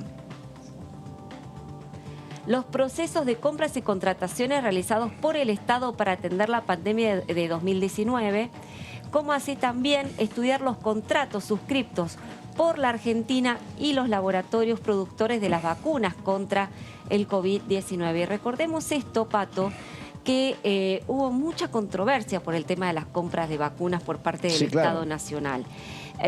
Porque en un primer momento había un compromiso de provisión de vacunas Pfizer, que para eso la Argentina se propuso como país para hacer los consecuentes testeos, y finalmente ese compromiso no prosperó. Nos quedamos sin la vacuna Pfizer. El gobierno de buenas a primeras tuvo que acudir a Rusia y a las famosas vacunas Sputnik.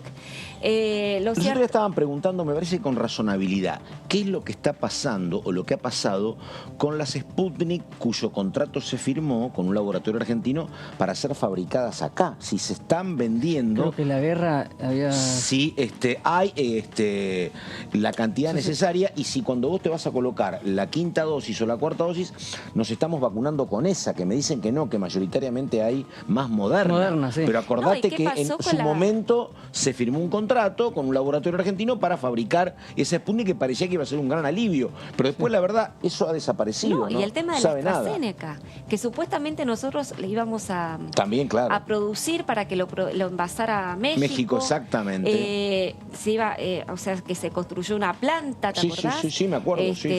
Porque estaba a partir de 2 laboratorios nacionales muy importantes, efectivamente. Bueno, la cuestión es que hay toda una sombra que se cierne sobre esos contratos, que el gobierno nacional y la AGN, con su mayoría oficialista, dice que no revelan del todo o no hacen públicos los contratos por las cláusulas de confidencialidad. Con los propios laboratorios, ¿no? Con los propios laboratorios. Entonces, lo que generó cierta controversia en la AGN, en otros de sus reuniones, fue que todos esos contratos se mantuvieran, o que el oficialismo impusiera el secreto sobre las compras de vacunas COVID que hizo el Estado, y limitara el control sobre el Poder Ejecutivo, limitara el alcance de la auditoría. Entonces, esto también es lo que pide investigar Graciela Ocaña. ¿Qué pasó con las compras de las vacunas COVID?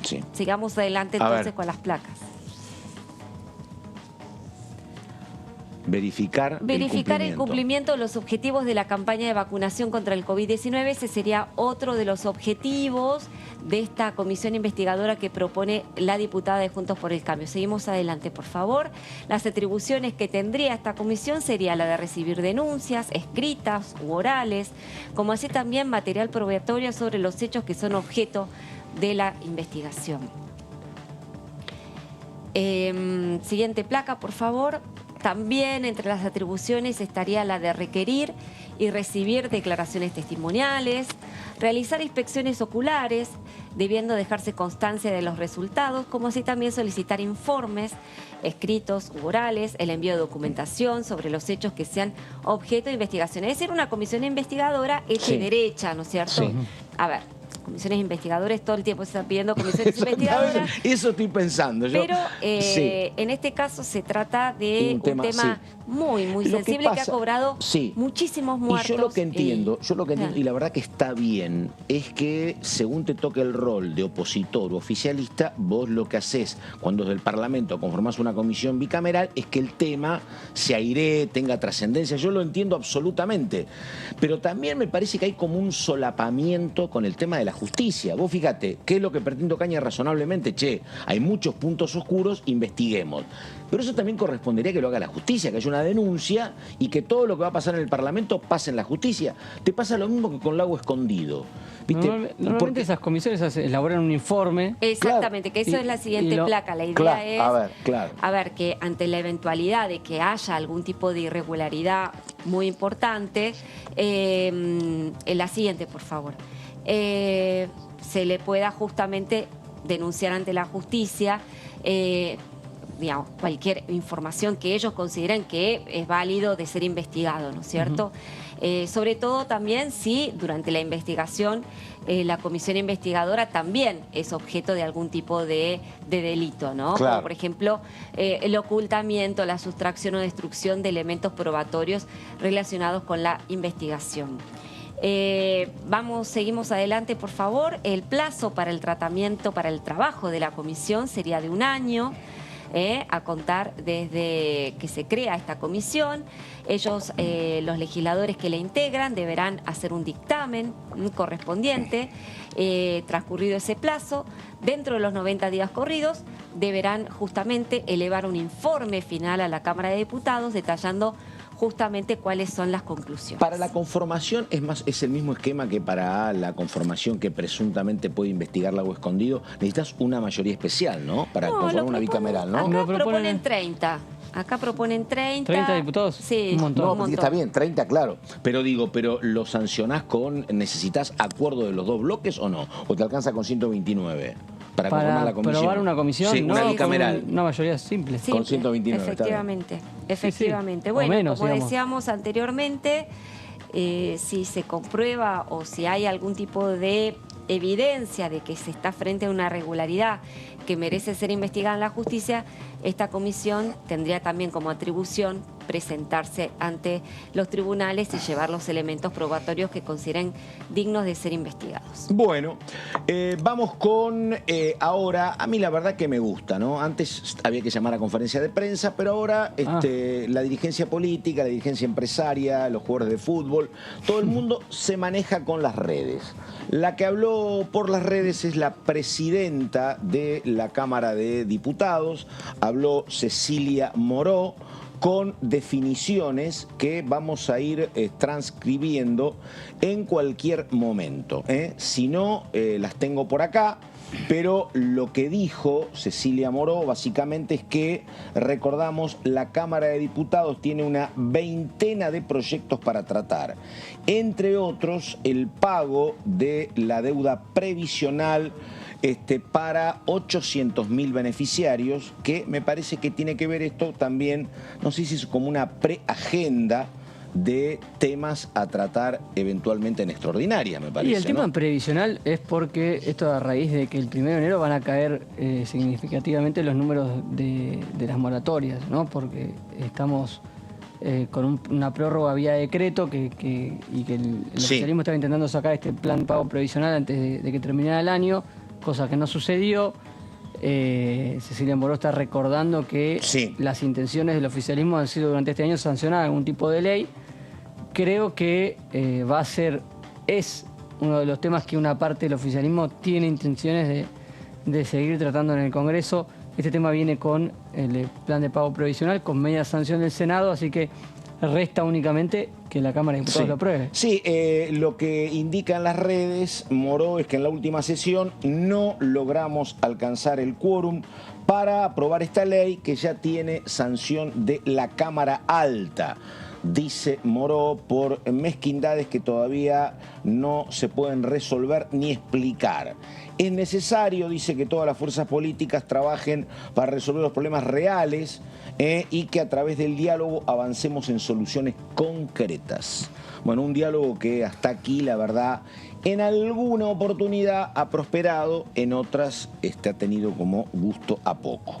El plan de pagos de la deuda previsional es una ley que necesitamos aprobar de manera urgente para que miles de ciudadanos que todavía no reúnen los 30 años de aportes puedan percibir lo que les corresponde. Habrá que ver, me parece que esto se iba a ir manejando a través de alguna prórroga, me parece, para que esto no venciera, pero los tiempos efectivamente estaban corriendo. A mí me decían que es uno de los temas que desvela un poco al oficialismo. Sí, claro. Aparte del kirchnerismo especialmente, con los cuales ahora, Cecilia Moró ha tenido pero eso es donde sintonía política. Eso es donde yo voy, digo, si esto es perentorio para el oficialismo y no tiene los votos, tiene que tener indudablemente grandes gestos con la oposición y decirle, mira, yo necesito esto de manera imperiosa. Si vos querés esa ley, exactamente, buscar los acuerdos para que salga. Exactamente. Eso es lo que yo vengo diciendo. No sé, en algún momento se planteaba, ¿por qué no discutimos en ordinarias, por ejemplo, alquileres? Pero digo, si esto es perentorio, como razonablemente puede ser, y bueno, tenés que entender que tenés 118 diputados, que te faltan 11, que tenés los puentes cortados con el interbloque federal y que tenés que hacer algún acuerdo verdadero y que se respete con Juntos por el Cambio, porque si no es un tema de que te estás quejando, pero no hay salida a estas cuestiones. El tema sería muy sencillo, Pato, si el oficialismo explicase cómo va a ser, primero, que diera un número de cuánto va a ser el impacto fiscal de esta medida, porque indudablemente quien va a tener que afrontar este plan de pagos, su impacto fiscal, va a ser este gobierno, pero también los siguientes. Claro. Entonces, no está muy claro. La Oficina de Presupuesto del Congreso dio un número que es bastante diferente al que proporcionó en su momento Raberta. O sea, el Congreso habla de más erogaciones, efectivamente, sí. Entonces, y sobre todo es de dónde va a sacar la plata. Lo que te dicen en el interbloque federal, que, digamos, ellos nos dijeron, no queremos tratar la iniciativa.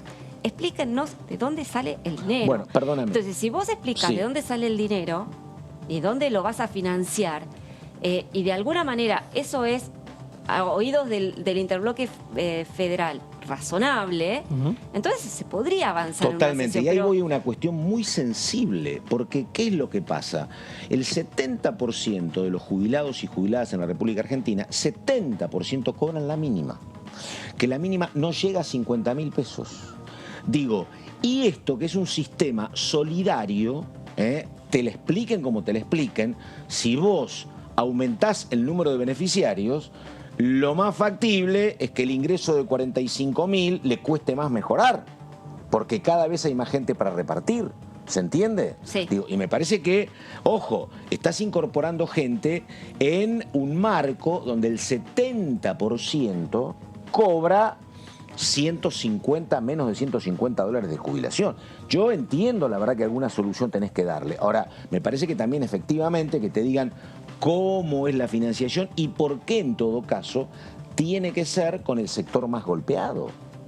Porque indudablemente vos estás incorporando mucha gente que tenés que darle una forma de subsistencia, pero lo estás financiando con los que menos cobran, ¿eh? Es un tema muy complicado. Muy complicado. Entonces digo, a ver, no es un choque político meramente que no te quiero dar nada. Está lo que vos decís en esta falta de acuerdo. No, le falta información, Pato, y en esa falta de información hay cierta opacidad. hay cierta opacidad porque no queda claro cómo se va a financiar esta moratoria o este plan de pagos. Sí. Y, a ver, estamos en un primer momento cuando vino el proyecto del Poder Ejecutivo, porque hay que decirlo acá con todas las letras. Cuando llegó en agosto el proyecto de ley del Senado de la Nación, el que lo frizó acá no fue la oposición, la que lo frizó fue el oficialismo. No estoy hablando del kirchnerismo. Fue el bloque, fue Massa, fue Sergio Massa. Claro. Fue Sergio Massa, que no tenía la plata. Claro. Hay que decirlo así. No tenía la plata para financiarlo. Y lo frizó. En ese momento, perdóname, ¿era Massa ministro o Massa presidente de la Cámara? No. Massa estaba asumiendo ya como ministro que asumió a fines de julio, tampoco era muy proclive, me acuerdo, el propio Guzmán. Bueno, por eso, justamente, pero ahí a Guzmán se lo hacían valer, digamos. Claro, pero Massa en ese momento tampoco tenía la plata para hacerlo. Claro. Entonces, se mantuvo frisado ese proyecto de ley durante 4 meses, hasta que sacaron un conejo de la galera, vaya a saber de dónde, y dijeron, tenemos el financiamiento. ¿Y de dónde viene? Y nunca lo dijeron. Claro. Entonces, ahora pretenden que saquen la ley. Digo, da la impresión de que acá no es que hay una animadversión opositora contra los jubilados y o por lo menos de un sector. Pero por sino supuesto. Que no hay información. Pero además es muy entendible que aquel que trabajó más de 30 años y la patronal no le aportó, que se jubile. Es muy entendible, comprensible, además es una salida, porque si no te tienen que resolver con una PUAN. Es cierto. A mí lo que no me cierra es que lo hagas a costa de aquel que aportó, de aquella que aportó toda la vida, 40 años, y que cobra ya 45.000 pesos. Porque y que va a seguir cobrando la mínima porque se sigue achatando la pirámide. Exactamente. Entonces vos Exactamente. Y digo, los que pero cobran ¿por qué? Un poco más también se achata más. Se achata todavía Totalmente. más, a un ritmo todavía más acelerado. Pero si vos incorporás 800.000 porque no tenés financiamiento, es más, mucho más difícil que esa gente que cobra 45.000 en algún momento tenga una leve mejora, porque cada vez hay más gente que reparte, efectivamente. No, totalmente, pero ese es un poco es el espíritu de la estrategia previsional de este gobierno. Que todos se jubilen con la mínima. Todo, sí. Y que yo dispongo mediante bonos, ¿no? Que lo establece la ley, pero yo eventualmente puedo cambiar el sistema, esta vez lo rijo por inflación, cuando no me conviene no lo rijo por la inflación, sino por el índice salarial, etcétera, etcétera. Cuestión de que el gobierno es el que aleatoriamente... No me gusta, es cierto, todo lo que digo que es un tema que no pueden resolver en ningún lugar del mundo tampoco, es un tema muy complicado. Uruguay acaba de sacar, tengo entendido, vi el titular nomás, pero Uruguay sacó, creo que en estos días, el nuevo sistema previsional, digo... Hay una cuestión, con seriedad creo que los temas se pueden abordar, porque igual que lo que tiene que ver con las reformas laborales, que son tabúes en este país, pero que todos entienden, incluso en el gremialismo, de que es necesario abordar. Porque es insostenible el sistema tal como está. Y en todo caso tampoco a mí me digas, viste, que le solucionás y le das una jubilación, pues no le resolvés la vida, nada, le das algunos días más de subsistencia con 45.000 pesos por mes. Digo, tampoco es una cuestión épica que le consigas esto. Pero bueno, a ver, vamos con Graciela Camaño, justamente habla de la moratoria previsional. A ver. Yo estoy a favor del tema por una razón muy sencilla, porque no tuvimos la capacidad de resolver el terrible problema que nos acosa hace 20 años, que es la informalidad laboral. O sea, nosotros tenemos un sistema de prevención de la vejez que está basada pura y exclusivamente en las posibilidades de aportar. Se mezcló y se mechó mucho el tema de las moratorias o el tema de la jubilación de las amas de casa, como cuestiones que requirieron de otro tipo de aportes que no sean los personales, y entonces tenemos el sistema muy financiado por los impuestos. ¿Por qué estoy a favor de la moratoria? Porque no estamos teniendo la capacidad de resolver el tema jubilatorio, porque hay mucha gente que queda fuera del sistema, porque es muy triste llegar a viejo y no tener ninguna posibilidad de tener algún tipo de sustento, y porque no estamos regalando nada, y esto tiene que quedar claro. Lo que nosotros estamos haciendo, generando un sistemita, lo pongo entre comillas porque no es la solución de nada, para que las personas a las que les faltan años de aporte pueda cobrar algo para realizar ese aporte. O sea, lo que le das por un lado le sacás por el otro. Ese sistemita lo pensamos hace un montón de tiempo. Creo que la primera moratoria la dio Massa en el ANSES, y no me acuerdo el año, pero lo recuerdo porque en ese momento quien había estado muy ocupada con ese tema era la diputada Chiacho. Era un proyecto de la diputada Chiacho, y el que también nos acompañaba muchísimo era el diputado Rucauf en las posibilidades de que generemos un sistema para esa enorme cantidad de gente que estaba con 20, 15, 30, 20, 25 años de aporte y que no podía tener una jubilación. Bueno, en ese momento fue cuando pensamos en la famosa moratoria, y después se fue extendiendo, con lo cual incluso el macrismo hizo una prórroga, con lo cual hasta que no nos sentemos los dirigentes políticos y discutamos con seriedad qué vamos a hacer con los trabajadores en la vejez, o cómo vamos a resolver el problema de la falta de seguridad social que tienen los trabajadores, porque hay sistemas laborales que los llevan a no tener ningún tipo de aporte. Bueno, hasta que no resolvamos ese problema, lo único que tenemos como herramienta para no dejar a la gente tirada es hacerle esta moratoria. Qué tema ese, ¿no? Era lo que hablábamos recién con Marcos y con Laura, porque lo que uno ve es que no es que el futuro parece más venturoso. Está bien, voy a una mirada porteñocéntrica, ¿no? Pero lo que más abunda en Buenos Aires y en las calles de la capital es el trabajo de los empleados de aplicaciones, de Rappi, y toda esa gente es todo monotributista, todo monotributista. Le digo, y todo el otro trabajo, Buenos Aires afortunadamente es una ciudad que trabaja mucho con el turismo, trabaja mucho con gastronomía, también es o monotributista o en negro. ¿Quién va a robustecer y fortalecer las cajas jubilatorias? Y la otra gran fuente de empleo de estos últimos años, que son las industrias tech, las tecnológicas, claro. Ya se piensa en un monotributo especial para ese sector. Claro, exactamente. Sí. Además, vos hablás de la tecnológicos. historia clínica, ¿no? Que te cuesta encontrarla. Digo, vos, claro, para un chico o una chica de 25, 30 años, anda a buscar, si los hubo, aportes, cuando la verdad nadie permanece en el trabajo más de año y medio, dentro de 30 o 40. Es una situación muy complicada, muy complicada. Sí, no, y el tema del trabajo informal complica, es lo que justamente decía Graciela Camaño hace un rato. El problema es que la gente no llega a la cantidad de años que necesita para jubilarse, porque en buena parte de sus años trabajados lo ha hecho en la informalidad, no estuvo registrado.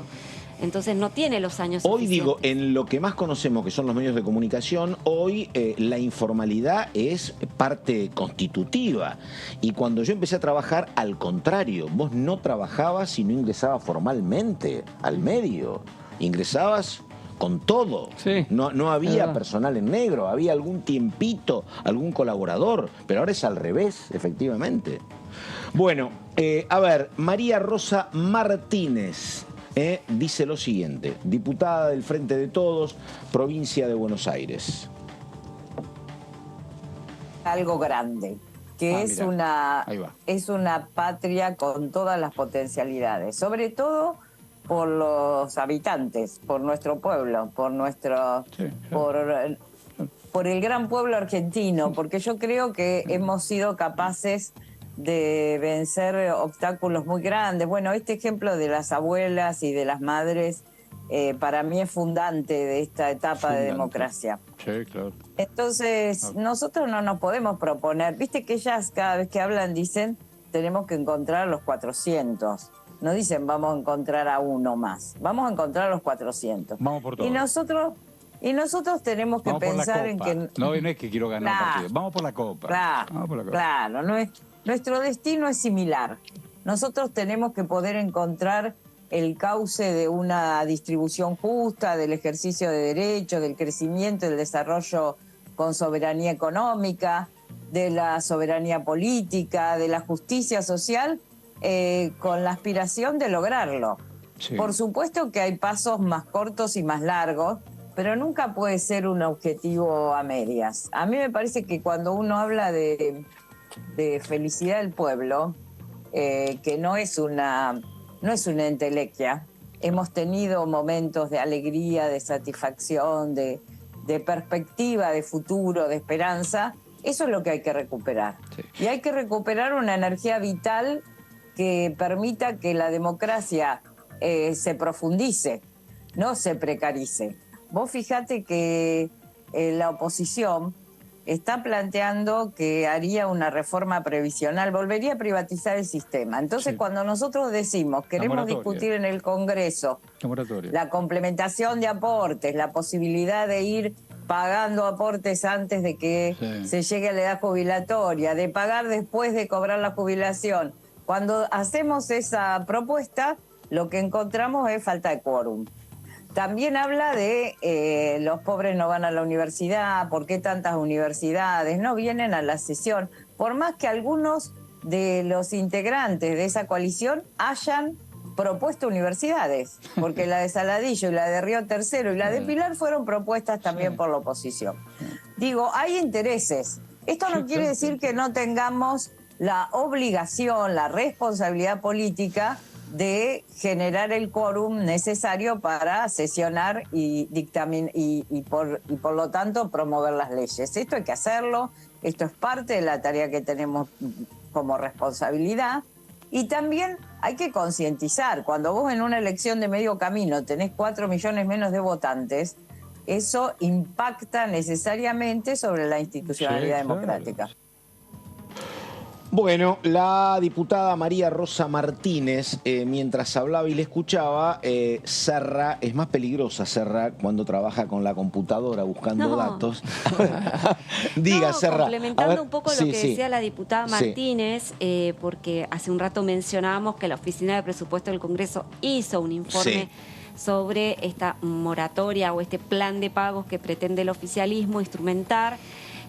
Lo que acota o justamente lo que complementa la Oficina de Presupuesto es que sin la vigencia de una nueva moratoria, entre 720.000 y 800.000 varones y mujeres no podrían jubilarse el año próximo ni el siguiente, es decir, en 2023 y en 2024, porque aunque cumplan con el requisito de tener la edad, es decir, 60 para las mujeres y 65 años para los varones, no reúnen los 30 años de aporte, es lo que hablábamos hace un rato, ¿no? ¿Por qué no tienen los 30 años de aporte? Porque buena parte de su vida laboral lo han hecho en la informalidad, no estuvieron registrados. Entonces, bueno, la solución que encuentra el oficialismo es este plan de pagos que permita que gente pueda jubilarse, digamos, e ir al mismo tiempo facilitando a otro sector de la población que todavía no se puede jubilar, pero que sabe que no va a llegar a los años de aporte necesarios, a los 30 años, pueda ir, entre comillas, comprando años para poder llegar en tiempo y forma. Y si no tenés para comprar, corregime, me parece que la opción es que en lugar de cobrar 45, cobrás 35 y con esos 10, son números redondos, vos vas pagando parte de la deuda. Es así también. Creo que sí. Y efectivamente está bien ideado. La cuestión es que, insisto, ¿no? Estas cuestiones no son inocuas en lo que tiene que ver con el impacto fiscal, ¿no? El oficialismo dice que es mínimo y no es tan mínimo. No es tan mínimo. Entonces, lo interesante sería que el oficialismo devele cuál sería la fuente de financiamiento. Sí, hay una mirada muy, te diría que realista, me han dicho a mí cuando vos le planteás esto. Mirá, o lo solucionamos así, con el costo fiscal, o vos tenés que solucionarlo a través de la PUAN socialmente si no tenés un problema, con 800.000 personas que no tienen ingreso. O sea que el tema es, o lo solucionás así o tenés que después inventar y multiplicar la PUAN. Así que bueno, hagamos esto. Que la PUAN exactamente, es el 70% de una jubilación lo mínima. que, más allá que elijas no hacerlo o hacerlo, lo que te quede es el tema social. Gente que no puede trabajar por edad y que no se puede jubilar, y que entonces pasa a el sistema que es prácticamente una pensión. La PUAN es cuestionada desde un sector del oficialismo por otra cuestión, que las mujeres tienen que esperar hasta los 65 años también para recibirlas, no hasta los 60, como en la jubilación. Sí, sí.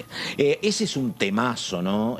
Porque lo que pasa con la jubilación es que vos tenés una cantidad enorme de regímenes provinciales que habrá que ver si todos se pueden sustentar per se o si necesitan mucho auxilio del erario nacional, restando para otros fines, por ejemplo, para los jubilados con la mínima. Claro. Porque vos tenés regímenes provinciales, docentes y de todo tipo en todo el país, ¿no? Bueno, así que algunos, bienvenidos sea, trabajadores en condiciones durísimas, se vota siempre, trabajadores para bomberos del sur, para trabajadores mineros, con regímenes que son distintos, docentes, los docentes trabajan hasta edades menores en casi todas las provincias y tienen una jubilación más accesible.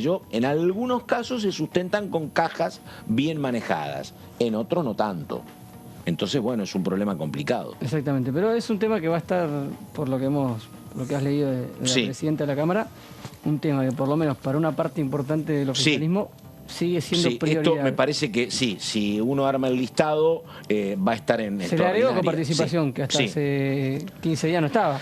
Señor, el fallo de la Corte no estaba. Giorgetti, tenemos que terminar, así que bueno, un gusto enorme, último programa del año, nos vemos en cualquier momento, Giorgetti. Pronto. Ya veremos. Feliz año.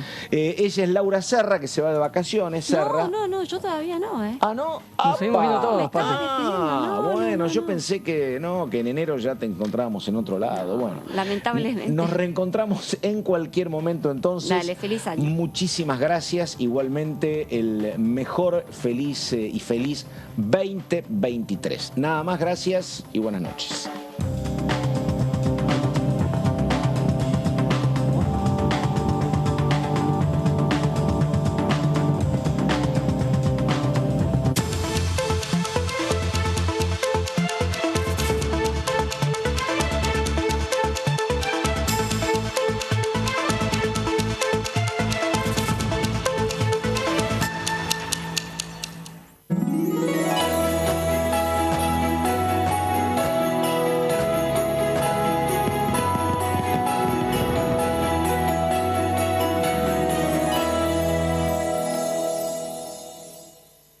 Si sos titular del programa Potenciar Trabajo, te pedimos que valides tus datos